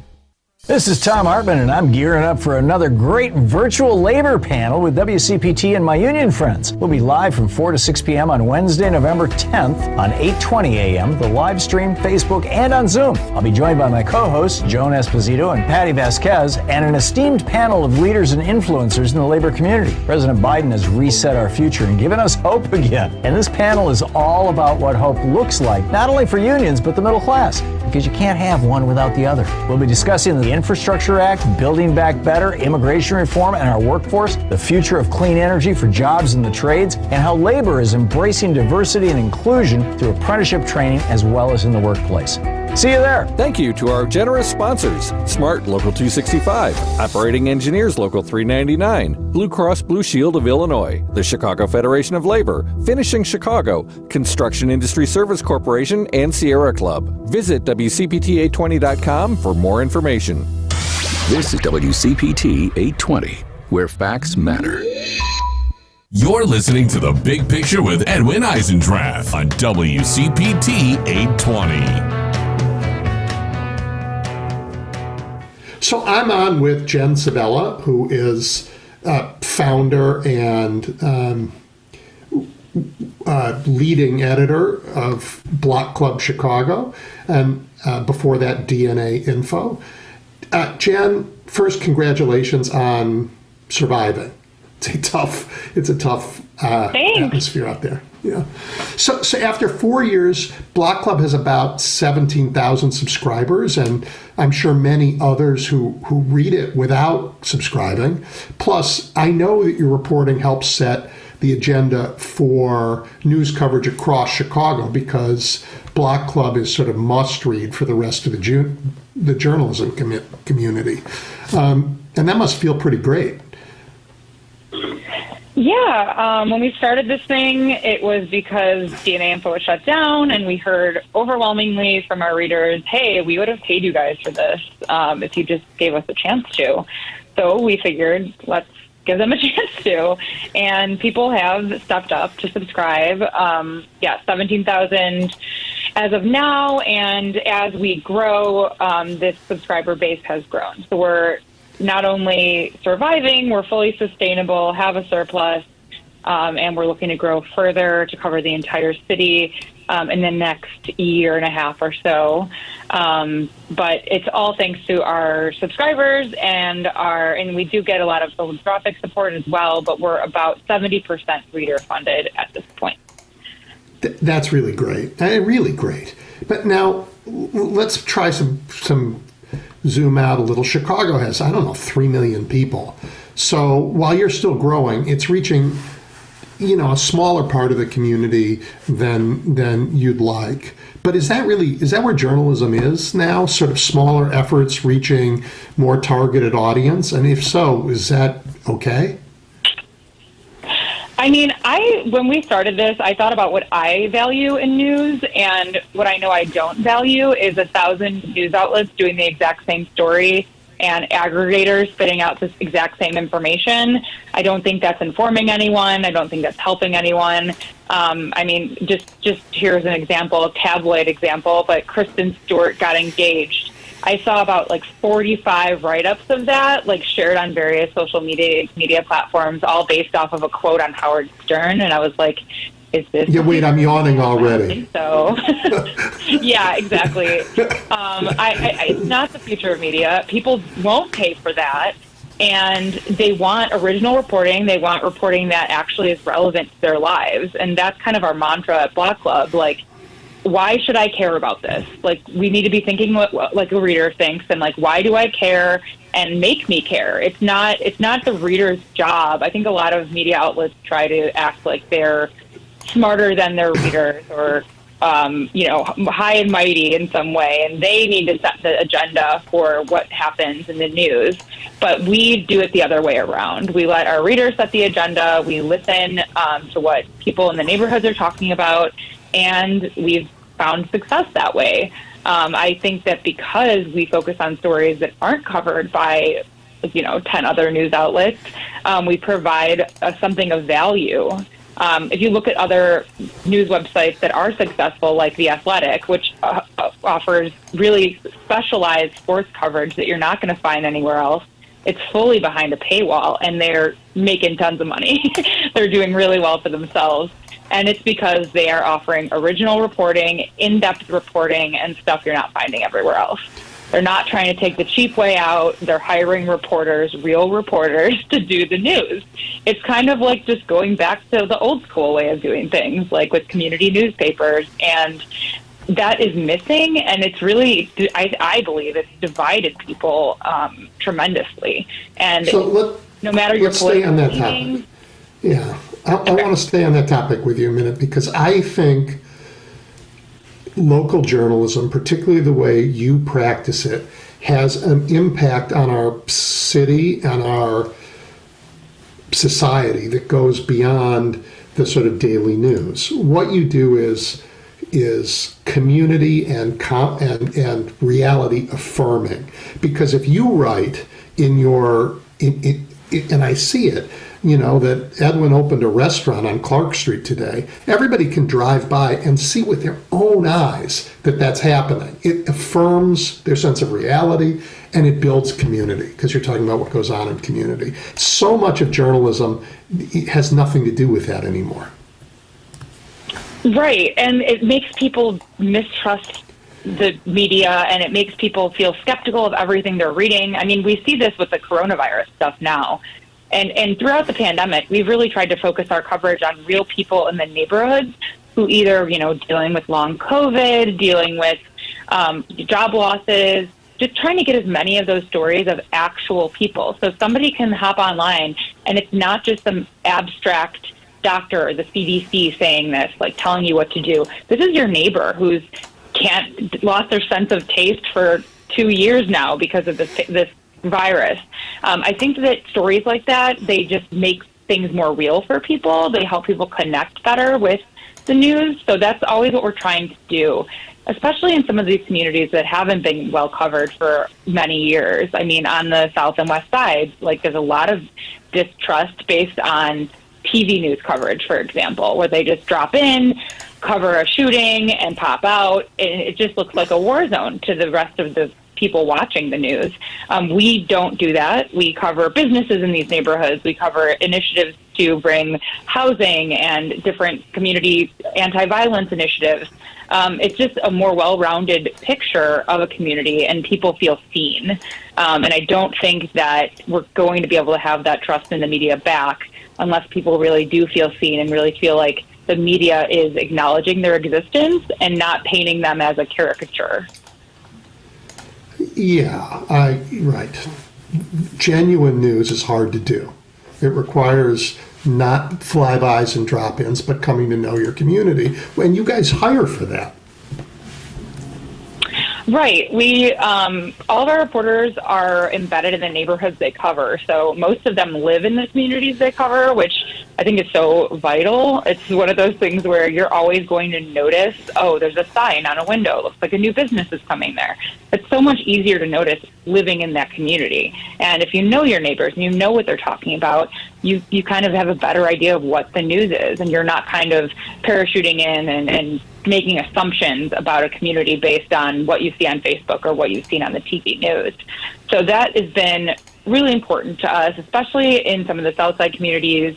Like I said, at DNA Info, I don't think we did a good job of covering the South and West sides. It was more the business model by our former owner was, we need to target communities that have wealth that will buy ads. That is not what we're doing. We're really trying to rebuild that trust, and the money side of things has actually worked out. Like, we may not have as many subscribers in Austin as we do in Lincoln Square, but the people who do sign up are able to sustain these other communities, to have a more full, well-rounded coverage of the whole city, and not just, wealthy, white, affluent people. So since you sort of went there, let's talk about that. What's the up and down side to having, a wealthy owner? I'm thinking of towards the end when the Tribune was heading towards being purchased by the vultures at Alden, who were going to dismantle it. They wrote and begged for yet another rich Chicagoan to bail them out yet again, even though their experience with that had been so terrible in the past, right? But they still wanted it. You've been through that, and you came out the other end. Can you talk about what that's like and sort of the benefits of doing it and not doing it? Yeah, I think that that experience of DNA was so valuable because, to be completely honest, Joe Ricketts, when he came up with DNA Info, I think that his ideals and his views about it were pretty in line with ours, in that he wanted to bring back community news, hyper local, kind of old school newspapers. He had a different agenda than we did, but he really just wanted us to have down the middle, unbiased neighborhood news, and that's what we did, and we built a huge audience based on that. The issue, I think, was his business model was flawed, and when you have somebody who has built a lot of wealth for themselves and is successful in other businesses, they don't necessarily want to listen to a handful of journalists who say that we should do things another way. So when we got into this, we thought that was our number one goal, and that's why we're a nonprofit, is we do not want to have a billionaire owner, because we feel like we know how to do this. We already have been in this industry. Most of us come from other media outlets like the Sun-Times. I was at the Huffington Post. So we all have been through various different news models and different newsrooms, and we feel like we've learned a lot, and we really believed that people would pay, and so far we've been right. We do need that philanthropic support, and we love our major donors and all of that. That's been super helpful, especially for covering communities that can't necessarily sustain themselves with subscriptions. But just doing it this way and building it the way we want to do it, and not being at the whims of somebody with a lot of money, is just so empowering, and it's allowed us to have our staff have much bigger role in determining our future. You also, I know you to be not just a terrific journalist and very smart and creative, but you're also fun. And you've created a newsroom that is, I don't know, people like working there. They like each other. They feel supported. And how much is the culture you've built a contributor to your success? Well, thank you very much. That's very kind of you. We let our reporters really set the tone for their reporting. So in traditional newsrooms, the editors kind of assign stories based on what's happening that day. I just recall, I had my shift, I had my things to do. There wasn't a lot of freedom to kind of explore issues or topics that I wanted to cover. Our reporters are really empowered to set the tone for their coverage. So every morning, they tell us what to cover, and we will guide them, we will help them, we'll talk through stories, we'll, help them with sources, but they really are the kings and queens of their neighborhoods, and I think that gives them a lot of pride. It gives them a lot of ownership of our newsroom. They're not just like worker bees. They are the bread and butter of our organization. They're the work blood. They're the people who walk down the street in the neighborhood and somebody says, hey, don't you work at Block Club? And I think that just having that attention and having that deeper connection with neighbors really makes the reporters happy and gives them a sense of purpose and just gives you kind of that whole reason we get into this thing is to help people. And you're really able to see the impact of your work, like every single day firsthand, whether that's a line out the door at a restaurant you wrote about or a GoFundMe being funded in 2 hours after your story goes up and getting someone medical care. Which is sadly how we fund medical care in this country. But it's just really empowering, and we have a very open and communication line with our whole staff. So we're just very lovey-dovey with each other, I guess. So when you look at the full media ecosystem in Chicago, you know, the newspapers continue to shrink. There's a proliferation of sort of small nonprofit news around Chicago. But what do you think is causing these dramatic changes that are impacting sort of the legacy organizations? And what can they learn from Block Club? B, what can they learn from Block Club? And C, if they can't, when are you going to surpass them? I mean, I think that they could have learned from DNA Info. I remember when it shut down, we really thought someone would really like pick up the mantle and like hire some of us and be like, let's do this in our news. As you know, I tried at the Sun-Times and I was not successful. Exactly, and that is because there is this. There are years and years of this embedded culture in these places. They have all of this overhead. They have all of this baggage, frankly, and it's a lot easier to start from scratch without all of that baggage than to change something that's been the same for 100 years. So I do feel for newsrooms that are trying to evolve because, I mean, dear friends of mine work at the Sun-Times, and they came in with, hopes and dreams, and it's just a little bit more of an uphill battle because things are so entrenched and people have been there for decades, and it's different from starting from scratch where you could kind of just like throw whatever at the wall and see what sticks. So I think that that's kind of the issue facing legacy publications and just a lack of trust. Like, things have changed, and if you wrote, if people judge the Tribune by John Cass's columns, some people refuse to subscribe to it, even though they do amazing investigative work. There are incredibly talented journalists there. People just see, hey, you run this opinion piece, I don't like it, I'm not going to subscribe. Same goes with the Sun-Times. I saw this opinion piece, I don't like Neil Steinberg, I'm not going to subscribe. That's just, I mean, yes, we as journalists know that opinion and the news are two totally different things, and that we can do both. But I do think that things are changing, and people will take that name of that paper and have like a negative connotation, which is why we've stayed away from all opinion writing. We feel like there's plenty of opinion on the internet, and we don't need to put ours there. And I always tell my reporters, like, bring the receipts. If you have a theory about a story, prove it. Do the work, do the reporting, and that makes a bigger impact than, hey, I think that this is the way things should be. We are also living in, the age of intolerance, left and right. If you say something wrong, say something somebody doesn't like, they're done with you entirely. Right. It happens to us too. Like, it's funny. I was just talking to my wife about this last night. I go through comments on our Facebook page, God help me, and I delete some of the more horrendous ones. But there were two people arguing whether Block Club was too leftist or Block Club was right wing. Like, this was literally over one story, and I believe it was just like a story about a shooting at a school, and they were arguing about guns. But I was like, all of the story says is that it was about a local school council working to get students through the trauma of a shooting that happened at the school recently. There was no opinion in it whatsoever. But I was like, we're doing something right, because the people on the comments are saying that we're too left-wing, and another person is saying we're too right-wing. So we're clearly, just saying the news as it is. And people don't understand that these days. They always think there's an agenda.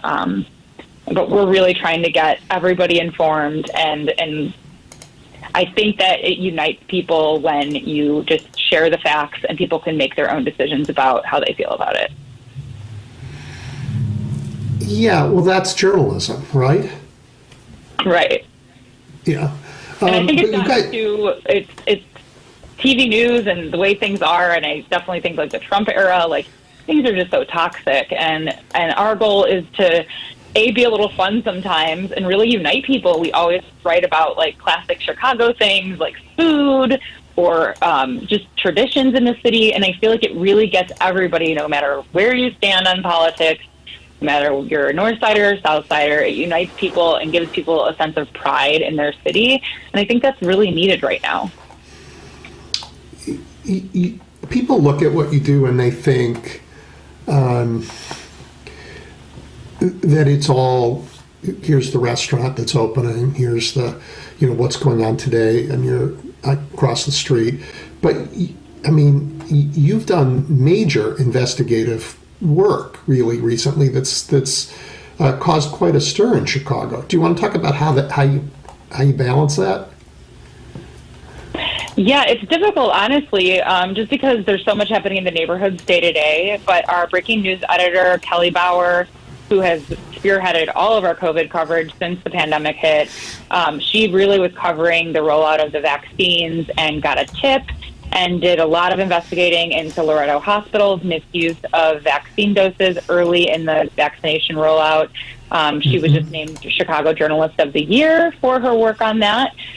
She's an incredible reporter, an incredible editor, a complete rock star. She actually started as an intern at DNA Info, and we were immediately like, who is this person and can we clone her? But she is one of a kind in balancing the day-to-day news grind with her investigative work. But we do hope to hire for more investigative roles in the future, or just like someone who can work alongside our neighborhood reporters and kind of do some data digging and helping them with longer term stories while they're balancing the day-to-day stuff. So it's something we're working on. So we do see when we do put out an investigative story, people really respond well to it, and it does make a big impact, and we obviously want to do a lot of that work. But as you know, it's expensive.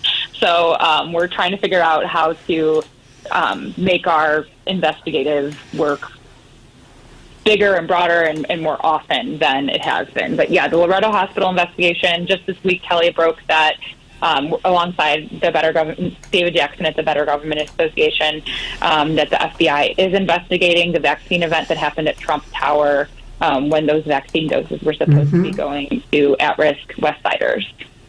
One of the things that this shows is, and I think legacy organizations don't always understand this, that Kelly got the chance to do this great investigative work because of her reporting, and she developed sources. And, getting to know the world that you're reporting on, developing sources, getting people who can talk to you. You said she got a tip. That doesn't happen when you're a fly-in journalist.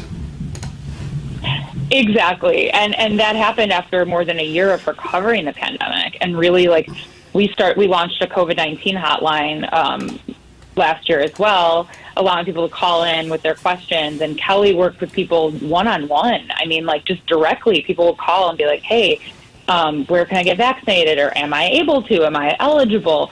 And she's on the phone or writing them back, working with them directly. And that was more than a year of building those sources and building that trust in order for people to come and feel safe opening up to her, even when their job was at risk, even when they were a Loretto employee and they knew this was happening, and they they could be fired. The president of their hospital was involved, but they just they trusted her, and she earned that trust.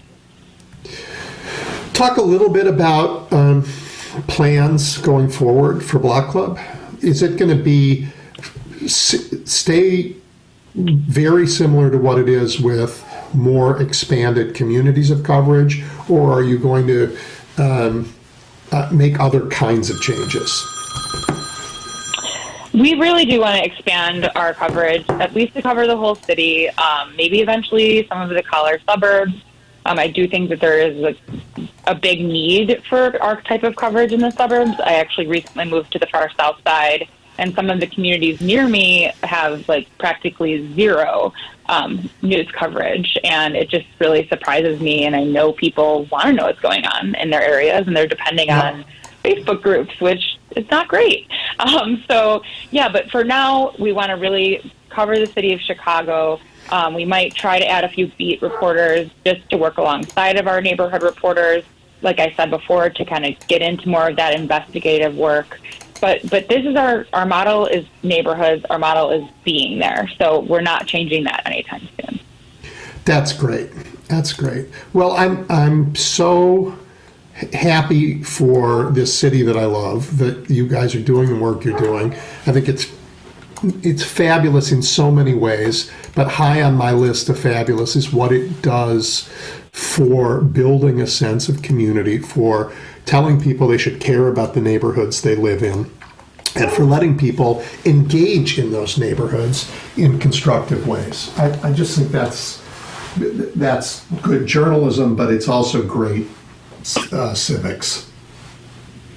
Well, thank you. Yeah, I moved down here, and I noticed all my neighbors know each other's business, and they're very chatty. And when I was living in Logan Square or Lincoln Square or any of the neighborhoods on the north side, I kind of didn't have that.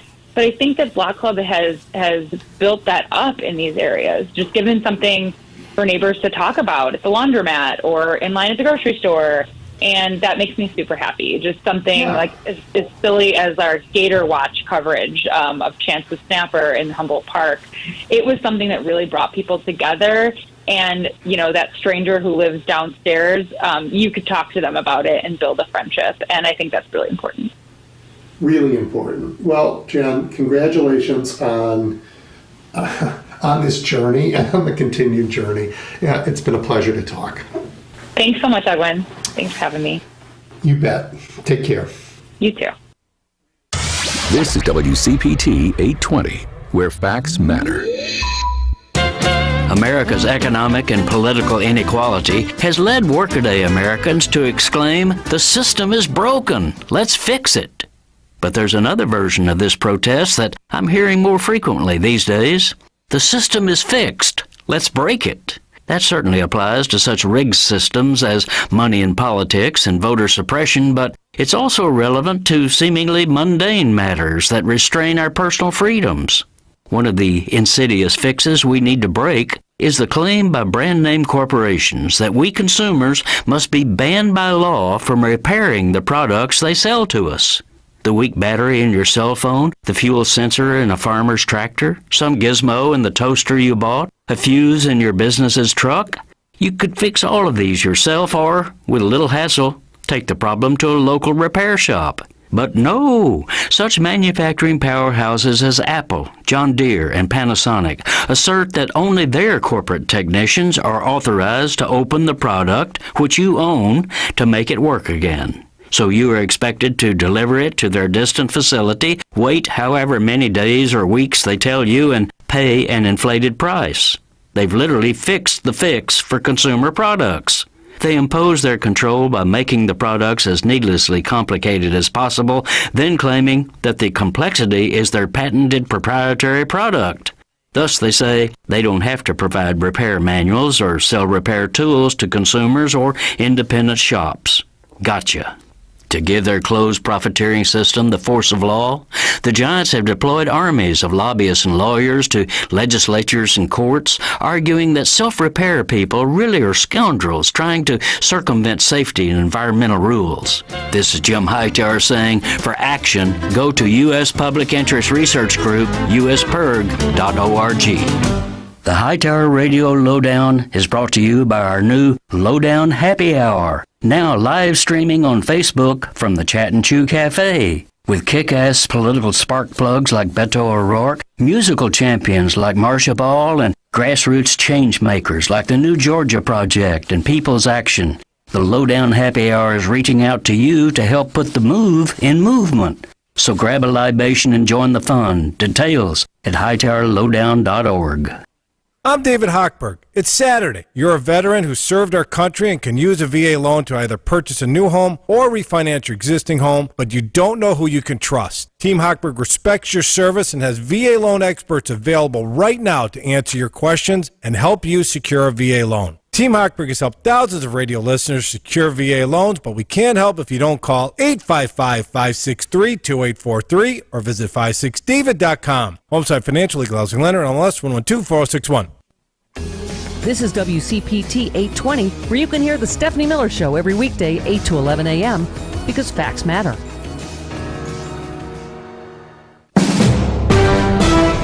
NBC News Radio, I'm Julie Ryan. Houston police will provide an update soon on last night's concert tragedy at Astroworld. Texas Governor Greg Abbott is pledging the state's help after 8 people were killed and dozens of others injured at a rap concert in Houston. Rapper Travis Scott was on stage when the crowd suddenly surged forward and chaos erupted. In a statement today, Scott says he is devastated by what happened and his prayers go out to the families of the victims and all those impacted. Scott added he's committed to helping the Houston community heal from this tragic loss of life. President Biden is taking a victory lap after the House passed his $1 trillion infrastructure bill. In remarks at the White House today, Biden called it a monumental step. This is a blue-collar blueprint to rebuild America, and it's long overdue. The bill contains over $550 billion in new spending over 5 years to improve roads, bridges, railways, airports, and broadband. Biden said last night's passage of the bipartisan infrastructure bill makes good on an important pledge. The American people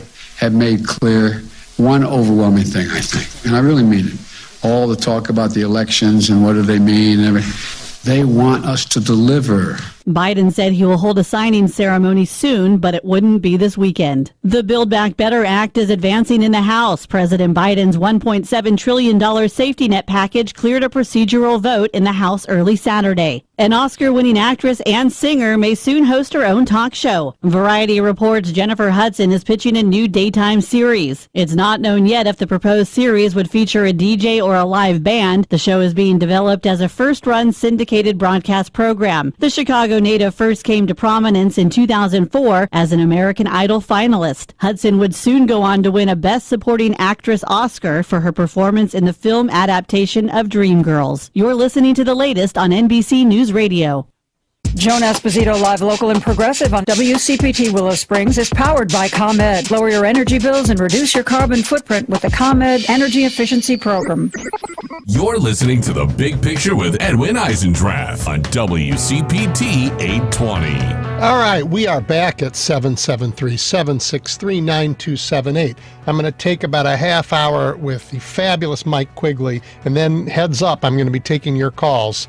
All right, so Mike Quigley represents Illinois' storied 5th Congressional District. This is a seat held for years by the great Dan Rostenkowski, who ended up a convicted felon, and also the not-so-great Rod Blagojevich, who also ended up a convicted felon, and by Rahm Emanuel, who is not a felon, but certainly highly controversial. Mike has chosen a new path for this storied seat. Hard-working and high impact for sure, but also a new kind of, I don't know what to call it, modesty about the role and a deep connection to the community he represents. Mike, it's great to talk to you. You too. It's great to be back. Thank you. Hey, all those previous holders of your seat cast some pretty important votes, but I think few as meaningful and as hard-won as yesterday's. You know, I agree. It's interesting when I was being interviewed before the vote, and you know, it didn't look certain in the weeks before that it would happen. I was reminded of the last vote that was, I think, this monumental, and that was the healthcare law under President Obama. You knew when you were in the room voting for it that it had historical implications. And I also reminded people when they were getting depressed, this is landmark legislation with incredibly complicated initiatives. It's a complicated process. Partisanship is tough. So you put all that together, and then you look at exactly what we passed last night. it was a big deal. As Vice President Biden once said to President Obama. Are you still there? Yeah, right here. Okay, good. I thought I lost you for a second. Yes, it is a huge deal. Take a well-earned victory lap and sort of tell us how everybody got to yes and what it means for people who live in this part of the country. Sure. Look, first of all, I think you have to realize that it's only Democrats. Last night we only had 13 Republican votes. And when it comes to the next bill, which we'll get into, I'm sure, later, Build Back Better, it's going to have 0 Republican votes. So you don't have any leeway. We only have a 3-vote majority. So at some point in time, somebody has to appreciate that perfect can't be the enemy of great.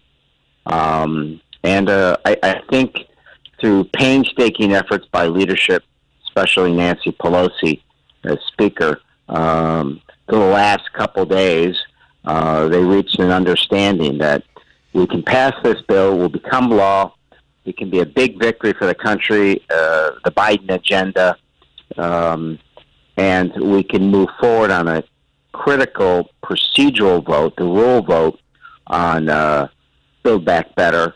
And but there were times yesterday, as optimistic as I am, that I thought we were going to come up empty. As you know, I think we got done a little before 1 o'clock in the morning. Long night. People, in the end, what the progressives decided to do was to vote for this.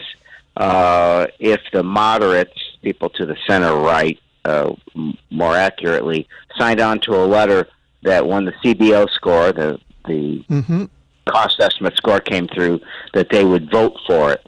And at some point, you got to trust each other. We do have trust issues in the House. Yep. We need a retreat where people do those processes where they fall backwards and get caught.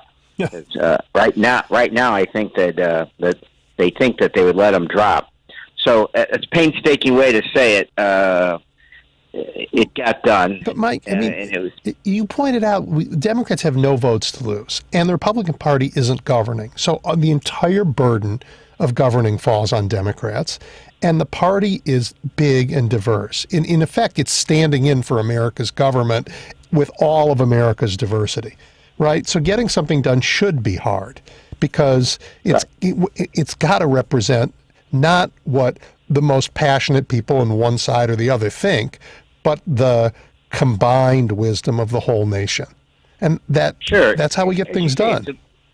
It's a big tent. We're the party. It's made up of millions of people with different priorities, concerns, approaches to the common goal of making America a safer, more equitable, more resilient, more prosperous place for everyone. I sometimes tell people, when you have a discussion at the dining room table, does your family always agree? And they go, of course not. Well, we had a couple hundred people here who, what was the expression that the Speaker and Steny Hoyer and Mr. Clyburn, you're herding cats. Well, these are all cats that think they're the smartest cat in the room. Yeah, I'm in awe of Nancy Pelosi. I mean, last time she was Speaker, we got health care, something that had eluded us since Harry Truman. Now we've got this fabulous infrastructure bill after the American Recovery Act. And, if Build Back Better gets done and passed, I hope you name the rotunda after her. Well, sure. I mean, to begin with, she's probably, as history will look back, the most powerful and successful female elected official in our nation's history. And that is giving due credit to the vice president who has time to go before she's done. But at this point in time, when you talk about the legacy, the Speaker has to be the one. So, and opening the doors, obviously, for so many others. But let me just, you also mentioned in there, what comes from this.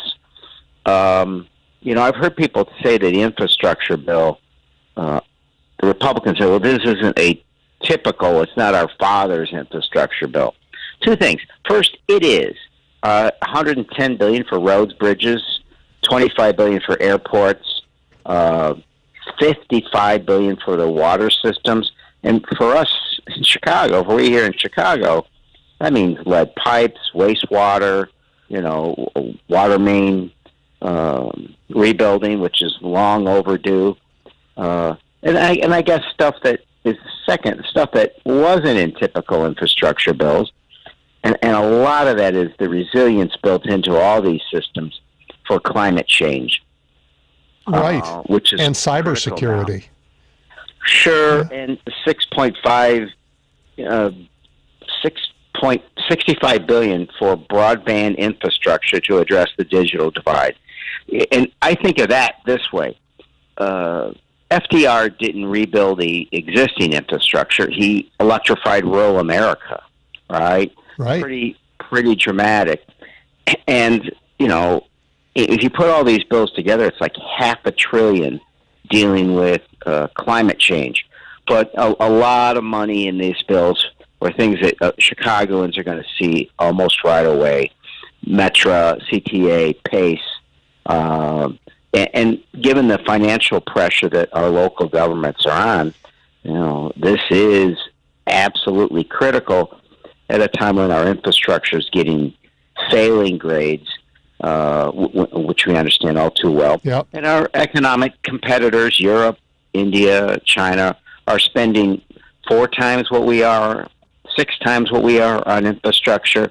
So, it's I woke up and this is a good day. This is it's a great day. Last night the members were high-fiving each other, hugging, patting each other on the back, cheering. I would say after Virginia, the party needed that one. I think you can make the argument that if the jobs report and this had happened a week earlier, the results might have been different in Virginia. Yep.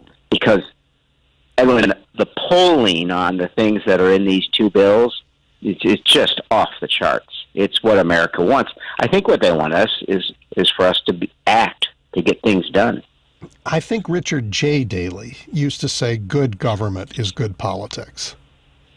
And I'm sorry, go ahead. No, it's just what you've done. This is a huge accomplishment that you have helped bring about for the country. It's going to, take us from, 25th amongst nations in infrastructure back to the top where we belong. And it's not, and you're absolutely right. FDR didn't recreate what was there. The interstate highway system didn't rebuild the old roads that were there. They were forward looking, as America ought to be. And that's where I think, the transition in our effort, because, you win that, you got to look forward to making sure we get Build Back Better done. Well, let's talk about that, because that's a tougher fight. But leave aside the politics for a minute and just talk about the substance of Build Back Better. Just give everybody a reminder, because everybody's so focused on the number of dollars that they don't know what we're trying to accomplish. So talk about that.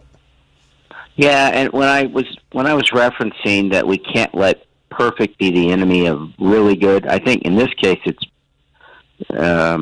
perfect perhaps being the enemy of great. Because I heard one of my colleagues said, any one of these measures that I'm about to list, any one of these, if passed alone, would be landmark legislation. Universal pre-K for 3- and 4-year-olds, talk about something that will speak to equality and opportunity. Pretty dramatic. And we're the only developed country without paid family leave and medical leave. And this puts 4 weeks there, which isn't enough, but hey, it's an evolution at this point in time. And then for the first time, allowing Medicare to negotiate drug prices, capping seniors out-of-pocket prescription costs for the very first time, $150 billion for affordable housing, $20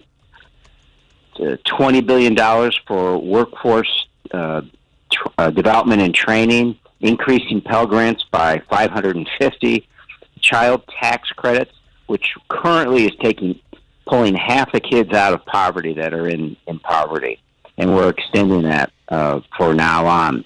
ACA tax credits helping 3 million more people get health care coverage. The list goes on, and I'm very proud that we're part of it. And I just want folks to know that nobody's there saying, we don't care, let's just get something done. This is sometimes ugly, brutal trench warfare in caucus and in committees where we're fighting for every dollar for these things. And if you could see the passion and the pain that's going on, and again, as you know all too well, it's like watching sausages get made. It's sometimes very ugly, but in the end, that's the way it was when we did Obamacare, and that was a game changer too. Look, that's how democracies work. We have an enormous, very diverse country with wildly different views everywhere, and to come together and make decisions about what our future will be and how we're going to get there is a very hard thing to do.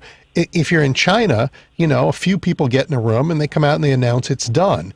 But it isn't legitimate like in a democracy where people come together and have these debates. It's ugly. What was it that Winston Churchill said? Democracy is the worst form of government except for every other one. Yeah, and it's funny you mention that because the president spoke to our caucus twice in the last 2 weeks in person. Yep. And one of the things he said was in his conversations with autocratic leaders, think Russia and China, they told him face to face that they don't think democracies can work in the modern world, that we can't build consensus quickly enough to make important decisions. And they pointed to the chaos that has taken place. And, they got a fair point that there is chaos. And I think it's a lesson, right? Okay, you may be right, and we may be passionate about our disagreements, but we have to appreciate the fact that the only way this stuff gets done is if we're willing, as corny as it sounds, to work together and to appreciate that understanding that maybe you can compromise a little bit and still get something great done. I think you cannot get something great done in a country the size of the United States without some compromise, because not everybody thinks like we think, and that's just okay. That's how we stay together as a nation. You wouldn't want to live in a place where everybody is exactly the same. It's interesting. It's a conversation I had. I'm on the Appropriations Committee, and I chair a subcommittee that funds the courts. So I had conversations, public and private, but, in the public ones, I kept saying, you ought to put yourselves on TV. Warts and all, to your point, Edwin, yep. People can watch C-SPAN. And if I flub up or say something good or bad, the whole world knows about it instantly. And in a world where you talk about two of the last four people sitting in my chair having, gone to jail, the only way to win back the public's trust, that they think the system isn't fixed, is to be as transparent as possible. And it's not a stretch to what I referenced to them was the anniversary of the release of Mr. Smith Goes to Washington. And I said, when that movie was screened, the Senate screened it first. They didn't want it released because they thought it made us look so bad. At the exact same time it was being screened in Moscow and in the Kremlin, they didn't want it released because they thought it made us look too good. That's a great story, Mike.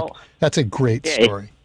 Hey, I'm being told we have to take a quick break, but I have a couple more questions for you. Will you stick around? Sure, I got to the bottom of the hour. Okay, and then after that, I'm taking your calls at 773-763-9278. Stay tuned. The David Pakman Show. Anecdotally, people have written to me and they've said, listen, David, my employer claims to be hiring. The companies are listing jobs in order to placate the workers they have. We're hiring, but really it's to keep the existing employees doing the jobs of 1.5 or 2 people calm as they continue to do way more work than they normally would. The David Pakman Show, weekday evenings at 10 on WCPT 820, Chicago's Progressive Talk. I'm David Hochberg. It's Saturday, and you're constantly complaining about paying PMI on your FHA loan, but you've done nothing about it. If you took out a 30-year fixed loan after June of 2013 and your loan-to-value was greater than 90%, you will have PMI for the entire length of your loan. Team Hochberg has helped thousands of radio listeners refinance out of their FHA loan to eliminate their PMI, but we can't help if you don't call 855-563-2843 or visit 56david.com. Also, financial legal housing lender, MLS 1124061. This is John Daniel, President and Business Manager of the Sheet Metal Workers of Smart Local 265. The principles that guide me are rooted in the simple belief that united we stand and divided we fall. We the people must recognize that a diverse environment with unique points of view is the foundation for success. A culture where labor and management work together inspires innovation, promotes inclusion, creates a sustainable growth for business, the workforce, and our communities. When the entrepreneur's vision is developed and improved with the voice of a unionized workforce, you build more than just a product, you build a stronger future. I want to personally thank everyone who voted for President Biden. He believes in unions. Blue Collar Biden signed the American Rescue Act of 2021, which secures vested pension benefits. It funds improvements of indoor air quality in K-12 schools and provides additional Paycheck Protection Program loans to support small businesses. This is John Daniel from Smart Local 265. Join me in celebrating a return to sanity and a sustainable middle class. Stay union strong. This is a WCPT Moment in Labor. In 2009, General Motors was facing bankruptcy as a result of the Great Recession. Wanting to keep their jobs and help the company, the unionized auto workers accepted concessions to allow GM to recover. GM received a bailout and tax breaks, while the employees' pay rates stayed the same. Several factories were stated to close down, the raising price of healthcare premiums, and very few temp workers being moved to permanent positions, all leading to 48,000 United Auto Workers walking out in September of 2019. The workers got together, protesting outside the car dealerships with picket signs and giant inflatable rats. And after 6 weeks of protest and General Motors losing $2 billion, they were willing to negotiate. The United Auto Workers received a 3% pay raise, factories staying open with more being built, a set process for temp workers who remained to permanent workers, and their healthcare premium prices staying the same. This has been a WCPT Moment in Labor. We're working for your rights. You're looking at the big picture with Edwin Eisendrath on WCPT 820. All right, and I am back with Congressman Mike Quigley, and we're going to talk till the bottom of the hour, and then I'll take your calls at 773-763-9278.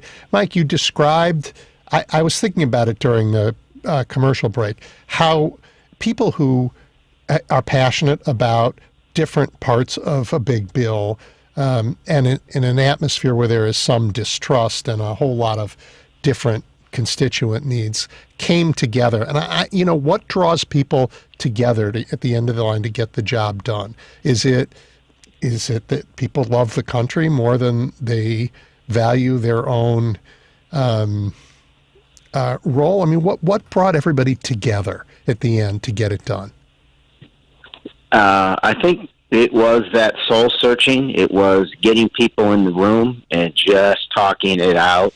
It was the president and leadership's direct approach. Mm-hmm. And I think you're right. I think they look into themselves, and it's hard to look at the list of what we accomplished last night and the fact that we now have winds in our back. Yep. Is it possible to get this even bigger bill done? And it's that momentum. And then it's like, all right. And it's hard to say exactly when it happens. Last night, I think it happened about 11 o'clock. Yep. But, you got to appreciate the feeling. I'm sitting on the House floor, standing on the House floor, watching the votes. The Republicans largely waiting to see if we got enough on our own. Mm-hmm. And you watch people make their decision to vote, and you see it get closer. And I look up at where I was on January 6th, Mm-hmm. as bad as it gets in this country, to a moment like that, as good as it gets in our country. I think, to answer your question, you just say, all right, this is as far as we can take the train right now, and it's a huge victory, and let's go. Not everyone agreed, but, the vast majority. But it's a magic moment. I couldn't have watched the vote if I were in your shoes. I would have been weeping too much. I think it's an enormous accomplishment that everybody should be proud of. Yeah. When it's funny, we were all talking about the health care law over a decade ago. Yep. And I was in my first term, and the vote was at 214, 215, getting closer to the magic 218. And I wanted, this is silly, but I wanted to be the vote that put it over the top. Yeah. And Majority Leader Steny Hoyer, I saw him coming out of the corner of my eye, racing toward me. He goes, Mike, why haven't you voted? I was embarrassed to tell him that I wanted to wait to be 218, but I sort of blurted it out, and he took a big sigh, and he goes, I appreciate that, Mike, but please just vote. And when we were done, the place went wild. Yep. You don't have that many moments like it. No, legislating is hard work, really hard work, and you worked for years for a moment like yesterday. Yeah, and I saw a lot of folks who have been there longer than me, who've been fighting for years on these issues, and some of them compromised on the issue that they were known for, that they're the most passionate for, and you just have to appreciate. I think it's only great patriotism that does that. Well, and I think Nancy appreciated that, and I think that's why she said to hell with it and put paid family leave back into the bill. Yep. So we'll see what happens. It's more of the same. I just tell what I would tell your listeners is take your victories when you can. This is a big one, and let's just try to keep working together. I have one more question before you go. So we're talking about what the Democrats did, and it's a pretty remarkable accomplishment. But you work in a body where you have members who may have been assisting in the January 6th insurrection. They're walking around armed. They're determined to overthrow the popular vote in their states. What is that like? There's some, I guess it's a spectrum of those, right? I mean, there are a lot of folks on the Republican side I have a great relationship with, and I respect. Then there's a large group in the middle that just seem to put party over country and power over what's right. Then there's a few that there's there's no hope for, that try to bring a loaded Glock on the floor, that say that what we went through as a country, and I was in the room on January 6th, were tourists. And how can I work with any of these folks? But the day before, a bill I am the lead sponsor on, Act for ALS. Very important bill, Mike, and your work on that has been really world-leading. So important. It's a game changer. And look, I credit Act for ALS and the bill, I am ALS, Brian Wallach. Those are the folks that deserve credit, the advocates for moving this forward. But it has the most bipartisan co-sponsorship list of any bill in this session. So I get it. How can you work with folks that voted to overturn a lawful election?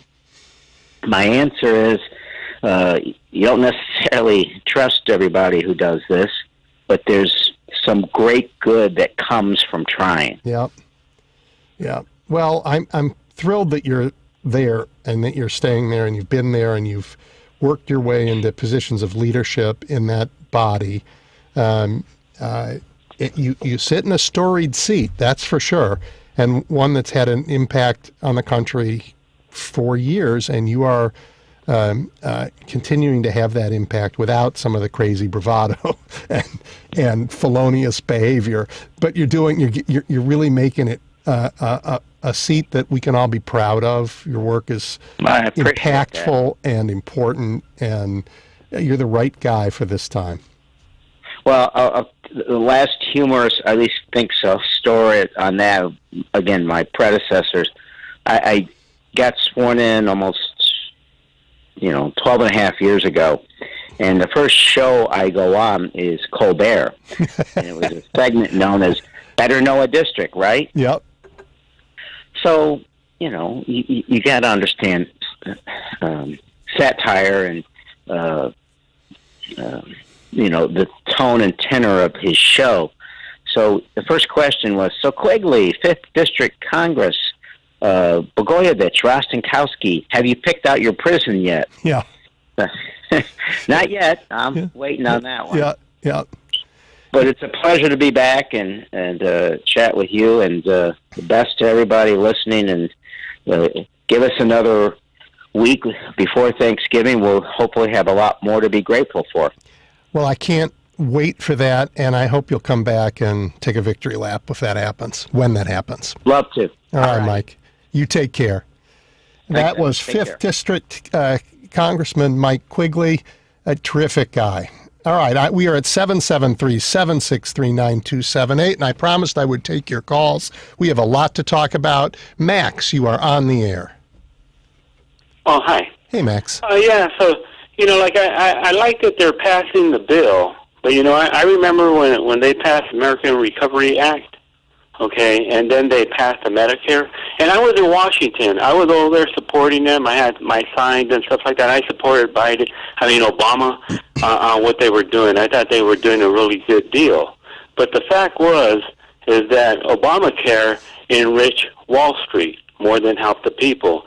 The American Recovery Act enrich Wall Street instead of doing real road work. And when this bill, which it will pass, because the Republicans are going to be voting for their buddies to get some money and for them to get money from Wall Street. And when that passes, you're going to see Wall Street numbers go up again. Every time they get money, Wall Street numbers go up. And the government's giving us debt. We're actually are going to have our grandkids are going to have to pay that money back. It's $27 trillion now that they've been borrowing. That we're living off of a false economy. We need to change the way that we do things here in the United States, instead of the rich just getting richer and the American people staying the same and getting poorer, really. Well, Max, I appreciate your call. As you can imagine, I don't completely agree with you, but I appreciate your call and your point of view. I do think one of the challenges, and this is what Quigley talked about, people don't really believe that government can do good for ordinary Americans anymore.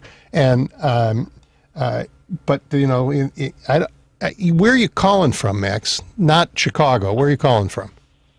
I'm actually calling from Monroe, where we had the worst senator, Republican, for I don't know how many years, who basically, I'm not kidding, people have loved him, voted for him, and walked around without teeth, I hate to say.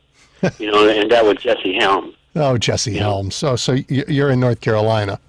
Yeah. Yes, that's where I'm at right now. Yeah. And that was actually possibly the worst senator, Republican senator that we have ever had. I'm 62, that we have ever had in my lifetime. Yeah.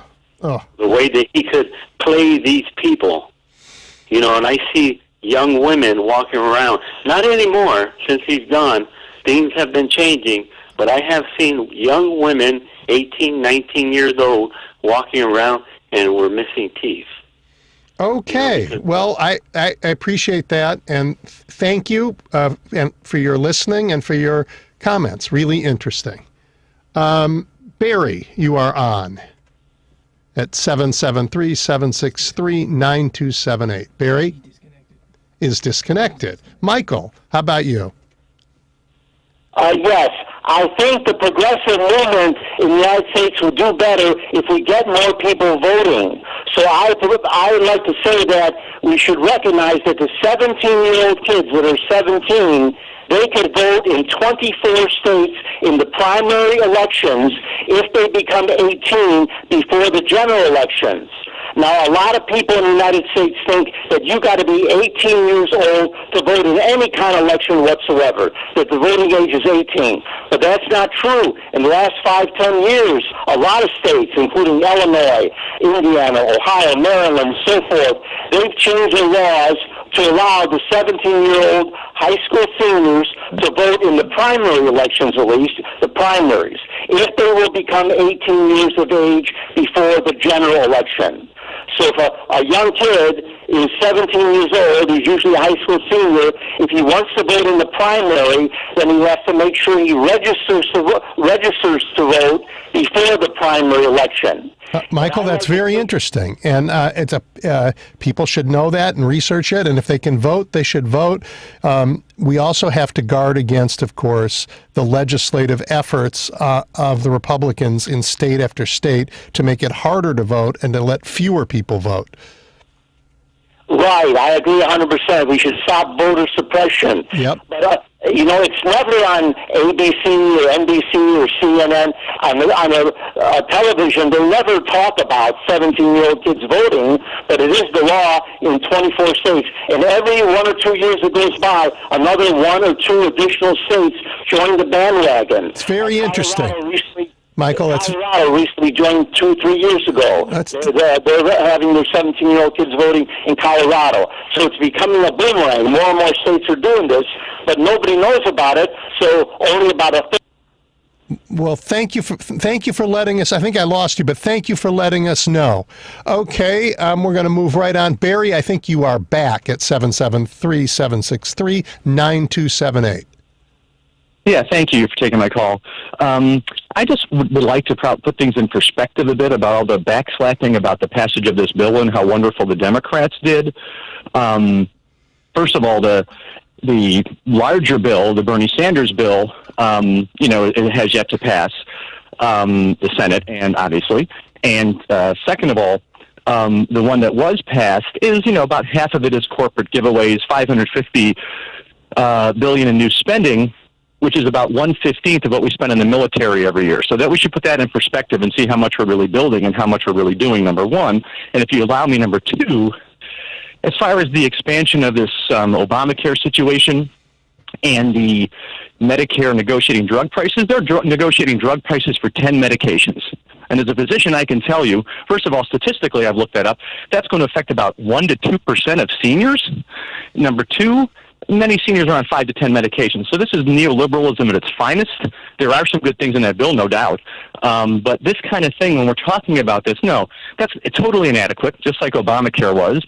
And the Affordable Care Act has transformed our healthcare system into a private equity investment system, which results in the medical system being the third leading cause of death in our country. And medical care is just as accessible and unaffordable as it was before Obamacare was implemented. So we've got some big problems if people don't feel the result of this bill, which they won't.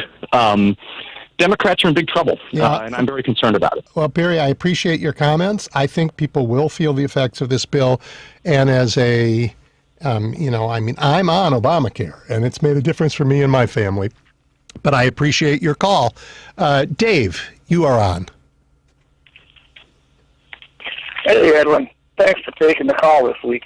On that bill, the infrastructure bill, I was very shocked when I seen Representative Ian Omar of Minnesota was one of the 6, or 5, I should say, others, Democrats who voted it down.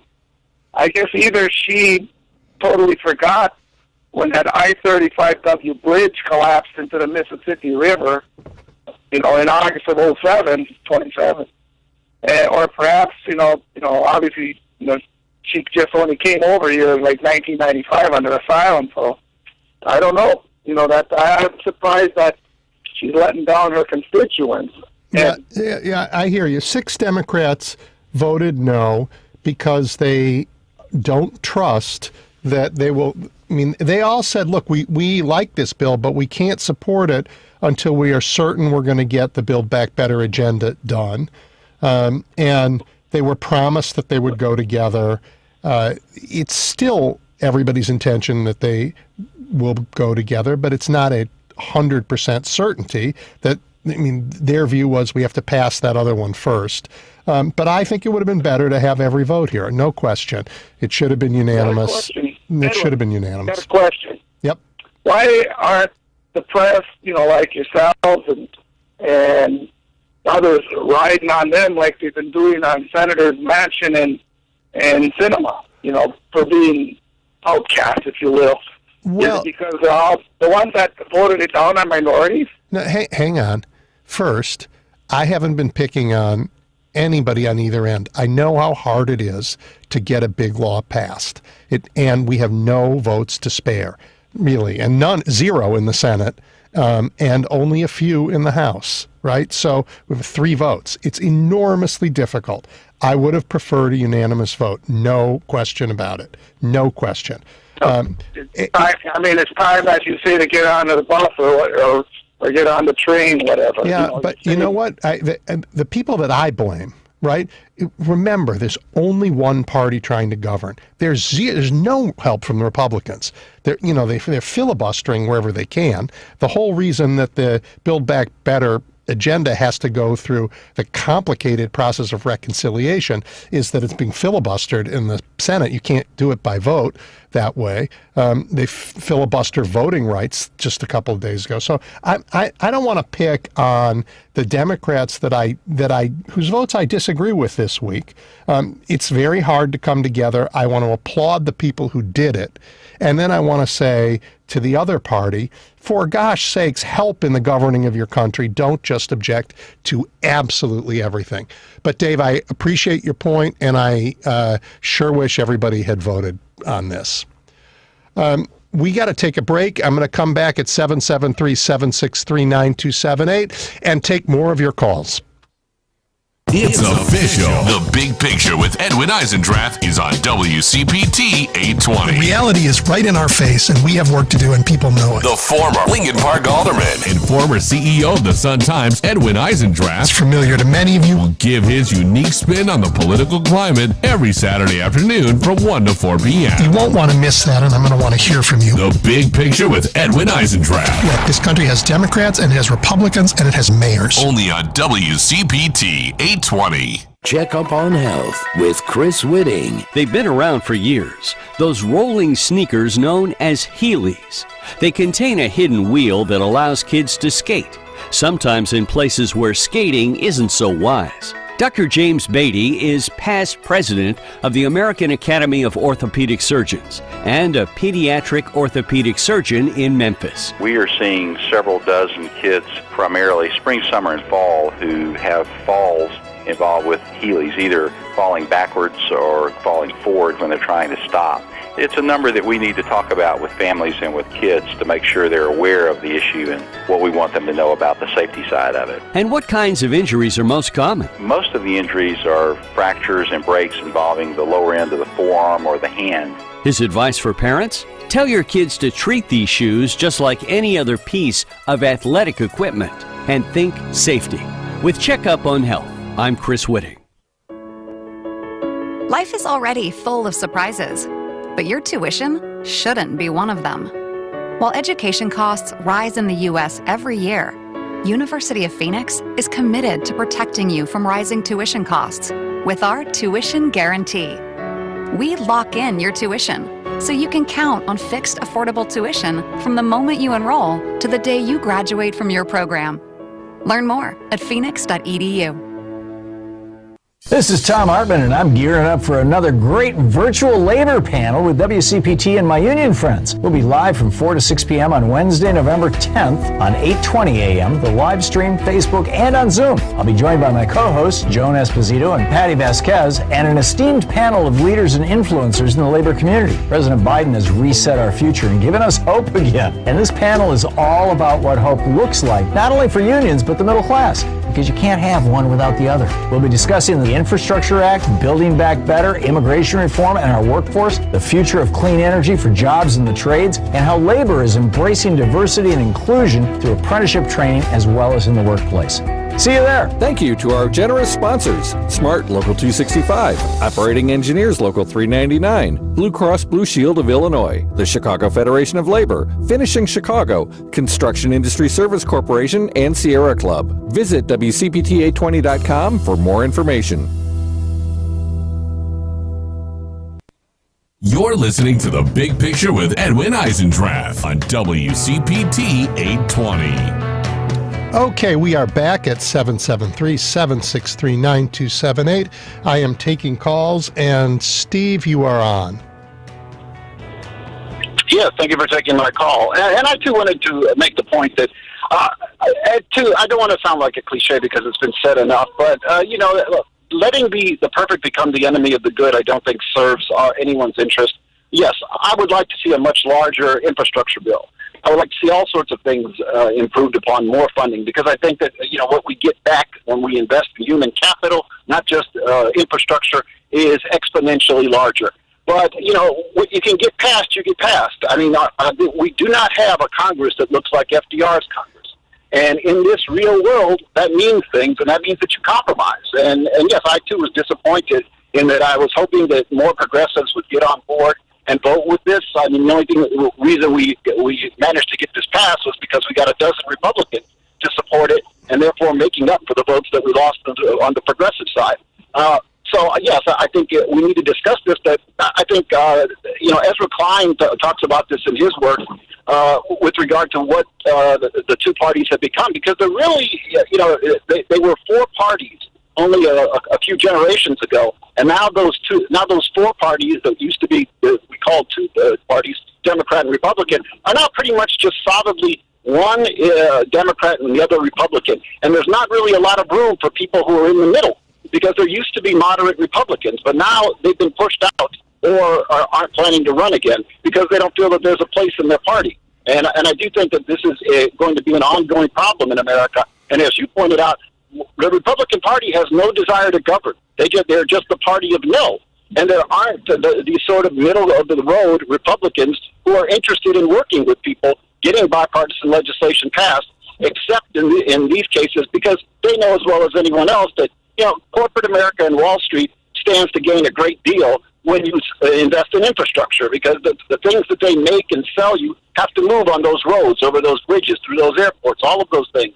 So, I like the idea of having a progressive agenda, but let's be realistic sometimes. When we don't have the votes, we don't have the votes. Get what you can. And in public policy, we do have FDRs. We do have, the Great Society under Johnson. We have under FDR.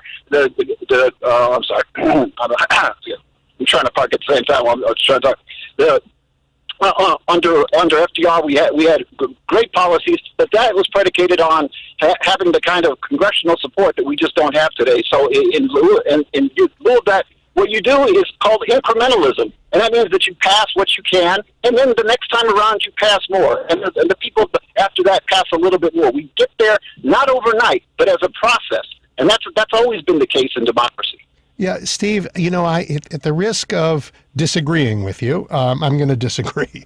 I think this is a transformational bill, and I think it is stunning what was achieved. Now, Build Back Better is going to take it the next step, and I'm all for it. But I don't want to send the message that we think, we got this bill and it's only okay, and we had to compromise on some things. Yes, people compromised on both sides on these things. But this bill is an enormous investment in our future. And I've traveled all over the world, and I've seen the airports that are in in Dubai and in even in Riyadh, for gosh sakes. And I've seen what's happened in airports across America. And, or God knows, having driven during the pandemic across great swaths of our country, our roads, our bridges, they're a mess.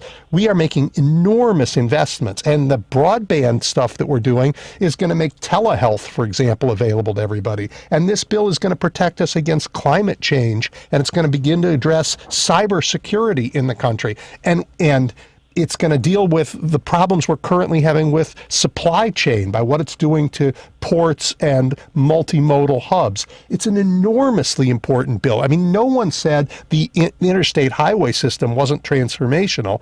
This is the interstate highway system and more all rolled together. It's a huge accomplishment. Absolutely. Huge accomplishment.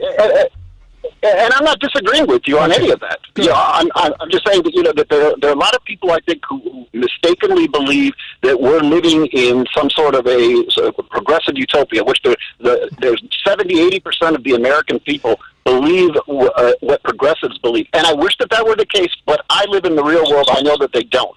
And so we got to. This is a huge accomplishment. And Build Back Better. Right. You know what? We live in a country where the pieces of Build Back Better are all popular. Universal pre-K is popular. Absolutely. Family and medical leave is popular. Negotiated drug prices popular.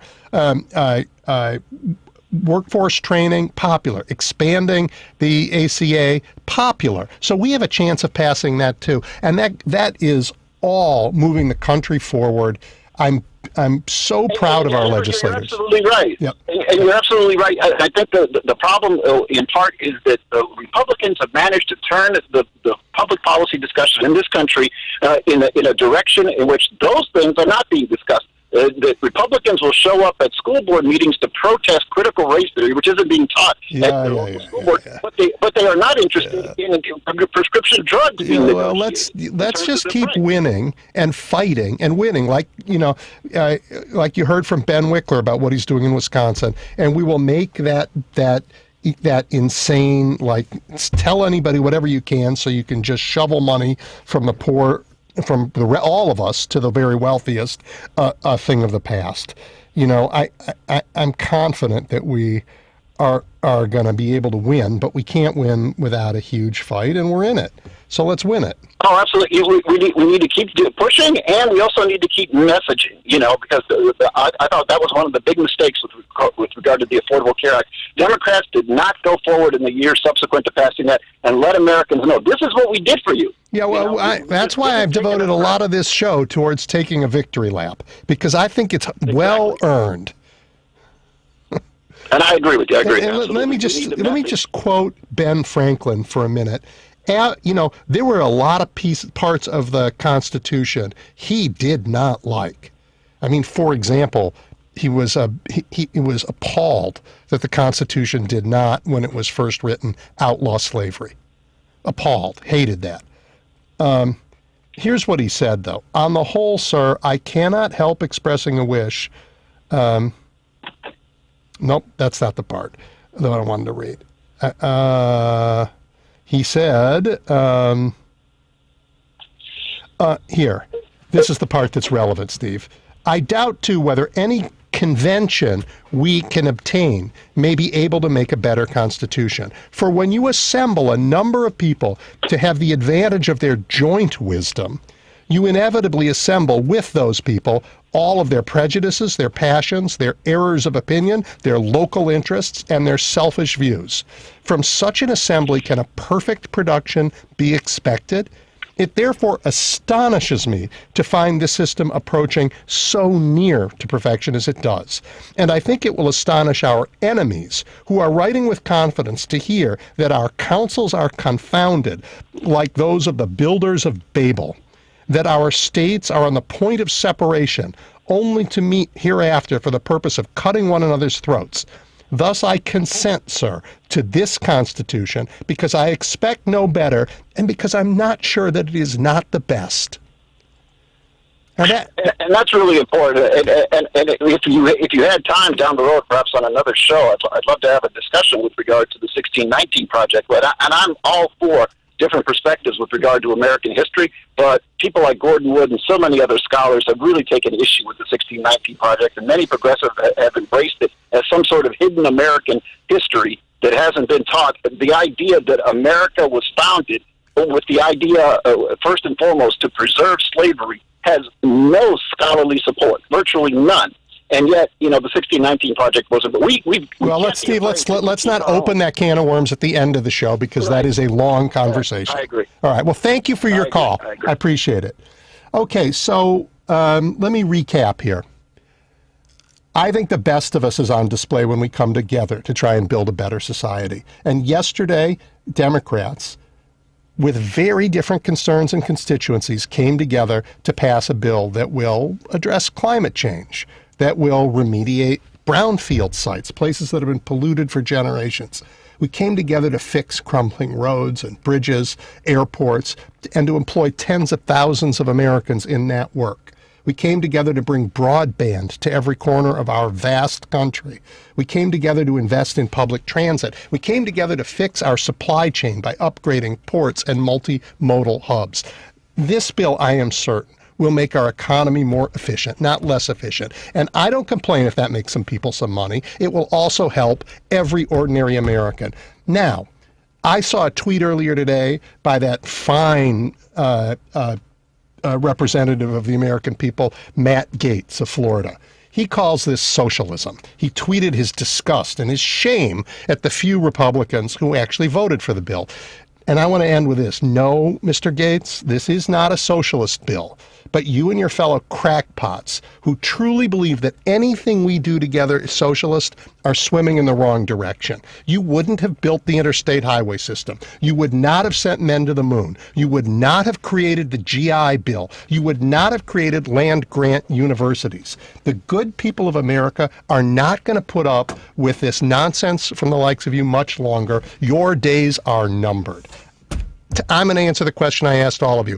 Right direction or wrong direction? I think we are moving in the right direction, though like Walter Payton when he ran 10 miles in the NFL, they are trying to pull us down at every step. Okay, I don't know what that is. Woo.